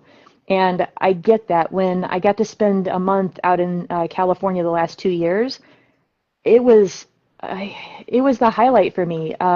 We had like our ultimate little, you know, positive bitey group. We had Shade and Denise and Jacelyn, and it was just, and my friend Nancy came out with me, and I just don't think anything could ever be as good as that moment. And I feel like I'm always kind of like searching for that joy again. And that was a really big try. Like I knew that was a special moment. So then when I got home, I still was fueled by that. But then it starts to kind of wane, it starts to kind of go down. And we're at a rebuilding time for our club right now. We spend a lot of time helping people with like confirmation stuff and nose work stuff, and we're all trying to kind of find our place. And something that I found even is just having this transport mal here has really made me enjoy training so much again. I mean, every time that he comes out, he's just so eager to do the thing. And I've had the issue of I have 3 dogs that are just brilliant dogs, but 2 of them are injured all the time. And I got dogs to do bite work with. And I haven't got to really do bite work for 10 years. I'm just going from one broken dog to the next broken. I'm not giving them up. Like they live in my home, you know? And so I feel that so hard in my core, and I think other people can feel that too. And I keep thinking, you know, next dog, you know, and so having the little moments of joy where I do get to help somebody, or the little sparks that I can bring in, those are important. My chats with Denise, just having someone else that's like-minded that you can troubleshoot with, even though I can't train the stuff that she's currently training, it's so much fun to sit and just banter back and forth and brainstorm, and it keeps that spark going. Yeah. And so just finding one other person, and man, I'm so lucky to find those people. Like I have Nancy here, and I have, you know, my club here. But that would be my advice, is those people that you did make connections with, even though you're not there anymore, maybe can you reach out and have like a once a week phone call, you know, or some sort of connection back with them to keep that spark going. And that would maybe help your motivation again, because it's just like our dogs. Like we need a little positive reinforcement too. You know, we need those little moments to keep our spark up. Yeah. I think, yeah, everything you said, like the potential maybe if this person has had a good network previously of people, is tapping back into that network, whether it's like a little private Facebook group where they just post their videos of what they've been up to that week, you know, just to help feel like they're closer again, feel like, you know, inspired again with their work. I know, and I think too, it's easy for all of us. I mean, the Fancy alumni community is amazing because we're all scattered all over the world and we see different people working on different things in different sports. But it's easy to think that everyone else in that community has a big community around them. And it's just not the case. Like, I mean, I'd be a prime example. I'm desperately craving a community of training people in this local area that want to meet up and train. I can't find it. You know, our local clubs here are fairly compulsion based, and I'm obviously not. I'm very much, you know, I have softer dogs as well, and I'm very much into positive reinforcement based training. And you know, I have lots of friends, so it's not that, but the people that are, like that group of people to meet up with and train and brainstorm ideas on how to solve a specific issue in using the strategies and philosophies that I want to use, it's just absent. I don't have a lot of that here. I mean, I do have some good friends that I chat with, but you know, in terms of people really wanting to meet up and train and push on in those sports, you know, it's sort of limited, very limited here. So I think it's important to remember that, like, the Fancy alumni itself is a great community for sharing that, like for people to put their videos up, say what they're up to, discuss an idea, or get some other people's brainstorming about the situation if they've got a training issue. But even like in this case, even if it means getting back to that original network of people, and yeah, either like you said, making, you know, that once a week or once a month call, or just, you know, getting a little private Facebook group together where they can keep updating stuff to keep your own motivation up. I think that's hugely important. But I did notice, I think at the start of that question, it was about the dog, about something. Can you read a little bit at the start again? Yeah, let me go back. I know I try too hard. At home, my antics do motivate and engage my cattle dogs, but a way it sometimes reverses on me. Big issue is lack of motivation. And then she went on to that. Yeah. I mean, I missed that part. I'm glad you caught it. That first sentence, you know, just made me think sometimes we get so desperate for our dog to engage with us and desperate for them to do the thing that then we become that needy girlfriend you were talking about, where you're just like, come on, this will be so much fun. Like, it'll be great. Just work with me. And there's two big reasons why they don't want to. Well, obviously also the fact that they're just going, you're a bit needy at the moment, but the reason that you felt the need to be needy, the reason you felt the need to try and ramp up and be desperate to get their attention, was either because at that point they were uncomfortable in that environment for some reason, they felt a need to scan, they felt a need to monitor the environment, and that's stopping them from being available to engage with you. Or the other option is just preference. Again, it's really easy for people to go, my dog must be fearful in this environment because they're looking around all the time and they're not wanting to engage with me. So, or potentially they just have other choices at that time. They have other preferences at that time. They're just not ready to engage with you. They need more acclimation time, or they need to have more of those outings before you even ask them to work with you, until they're like, oh, okay, I've met my needs about looking around in the environment. I feel okay here. Yeah, sure, let's work now. Rather than fighting for their attention, because that gets exhausting really fast. If you feel like you're having to fight for a dog's attention, like by just constantly trying to play with them or engage with them with a toy or do stuff to keep them engaged, that gets exhausting fast for the person, but it also gets frustrating and exhausting pretty fast for the dog too. And if you're not careful, push further away, because they're like, you're nagging me and you're annoying and I have other things I'd like to be doing right now and you're not making it fun. And so it's really giving them that opportunity to want to engage with you in that space at that time, rather than feeling like you have to work hard to get that attention. Yeah. And that brought two things to my brain. Another point is sometimes we don't know how to communicate with them, and so at home it may motivate them because there's no other competing, things out there for them. And so at home, if you're doing the whole baby rattle thing where it's like, take the toy, then that's fine at home. But then out and about, they're like, oh, it's annoying, stop it. One of the things when we were in California, one of the people I was working with, she made such a great observation, because I was like, what is it that drives us to want to like shove things in dogs' faces? And she was like, well, babies. I'm like, oh, duh. Because with babies, that's what we do automatically. Go, go, go, go, oh, get the thing. And for dogs, they're predators. They want to chase it. They want to kill the bunny. And so we want to push, and instead we need to be pulling. We need to be moving them and letting them chase and do the thing. So sometimes even just connecting with them in the same language can be a lot more helpful. So then we're not in their face, literally, And instead, we're doing things more that they enjoy. And then to the second point that we were talking about earlier, going to seminars, that has been huge for me. And I've been going to them as the instructor, but now I have a community in Wisconsin, and Aiden and Ashley especially, I have reached out to them so much, and they're like my training tribe up there.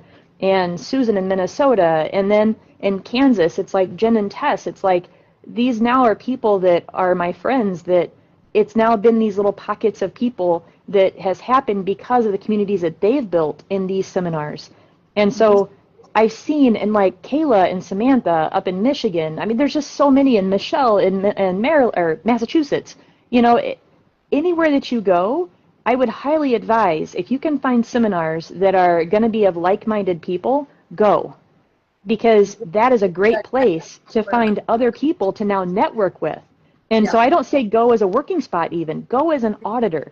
As an auditor, you can get so much from that. You can learn from everybody, not have the pressure of your dog, not have all the expectations, and go with the eyes of, maybe I can learn from this presenter, but also I can connect with these people.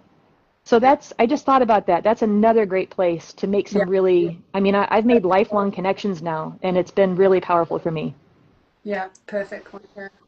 And I think going back to what we were saying about shoving things in dogs' faces, whether it's toys or food, I do think the other thing is, as humans, we are just so goal-oriented. We are so target-oriented. We're like, I want this dog to take the toy. I'm holding it a foot away. They're not doing it. I'll try 6 inches away. I'll try 3 inches away. I'm almost prying it into their mouth now.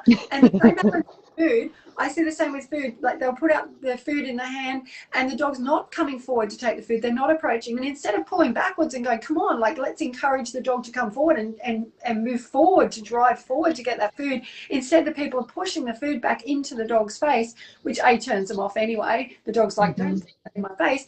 But more to the point, we're not accepting their opt-outs at that point. I mean, first opt-out is not opting in. Like, if you're holding food there and the dog's not moving forward to take it, or you're holding a toy and playing and they're not coming forward, that's an opt-out. That they're saying, at the moment, right at the moment, that's not important for me. So change your strategy until something is, whether that's letting them go back to what they were doing, whether that's giving them a certain amount of time to sit and just watch the environment, whether it's doing more acclimation, whether it's changing to using toys instead of food, or vice versa, or doing something, playing with that dog, whatever we can do. Just go for a run, just take off running and see if they'll come with you. Rather than going, no, I want my dog to play with a toy, I'm going to make this happen. It's that goal-oriented thing that humans do, where we just like, I want my dog to take food, I'm going to keep insisting until they take food, or I want my dog to take a toy, I'm just going to keep pushing it in their face until they take it, and with no intent, no bad intent or malice. We're not like, no, my dog will take this. It's just, we want it so badly. We want so badly for our dog to play with the toy that we just won't recognize that they don't want to at that time. That's a huge thing that I've learned in my seminars this last summer. So I do 2 stations. Actually, it ends up being 4 or 5 stations, depending on how big the group is and how big the space is. But basically, it's toy stations and food stations. And so they get to let the dog choose between this food or that food, and I show them a couple different ways of doing it. And then we have different piles of toys, and they get to go and just explore the toys. And I tell them to have like Disney-like wonder, that first time you went to Disneyland as a little child, so it's not pressuring them for any toys, but just explore the toys and then see if the dog explores them with you. It's so fascinating, and auditors, I really get my auditors very active in the seminars, and they take notes and they talk about it, and every single seminar they always mention, it's fascinating that the people are pushy about the toys and they won't take no for an answer. But if you offer a blueberry and a piece of cheese and the dog eats the cheese and doesn't eat the blueberry, they don't force the blueberry on the dog. They don't make them eat it. And it shows to me this already desire that we have, that you need to like these toys, you need to like these objects, but we give them the opt-out with the food. And I think that's a fascinating thing for us to consider of how we think about these things. Yeah, exactly. I mean, I think though too, it comes down to the subtlety of listening to different trainers and the way they're explaining things, and realizing that often we're all coming from the same place, but we might say it differently. So where someone may say, my dog must take toys when I tell them to take toys, versus if I'm carrying food and toys, I need my dog to always take the toy if I ask for toy, food when I ask for food. Yeah, When that dog loves toys and loves food, and we've already built all those skills, and the dog is in a mindset that they can play at that time, that they're comfortable in that environment, and you know, not just I'm going to insist that my dog takes toys when I try to make it, or it takes behavior. Do you know what I mean? It's all that backstory that we often don't say. So if someone says, no, I need my dog to be able to switch between reinforcers, as an example, yeah, that's a very accurate statement. So is the fact that we're saying maybe there's times the dog shouldn't have to take the toy or the food. They're accurate statements too, but we're talking two different dogs, two different scenarios, two different backstories. You know, it's if you've got a dog that's high drive, wants to work, doing behaviours they know, in an environment in which they're comfortable, and they've been given good toy skills, they know how to play, and they have rules around that already, and they do it in an unconflicted way, and they also like food and are comfortable and enjoy eating food, then we might say, yeah, we need our dog to be able to switch between reinforcers. And that would be a perfectly okay statement. But that's not the same as saying to someone who's done no real training with their dog, put no rules in place around toys, have not taught toy behaviours yet, have not built the motivation for toy behaviours and then taught toy behaviours, have not built the motivation for food and taught food behaviours, and or in an environment where it's already too challenging or too distracting for their dog to work. They're all different things. They're all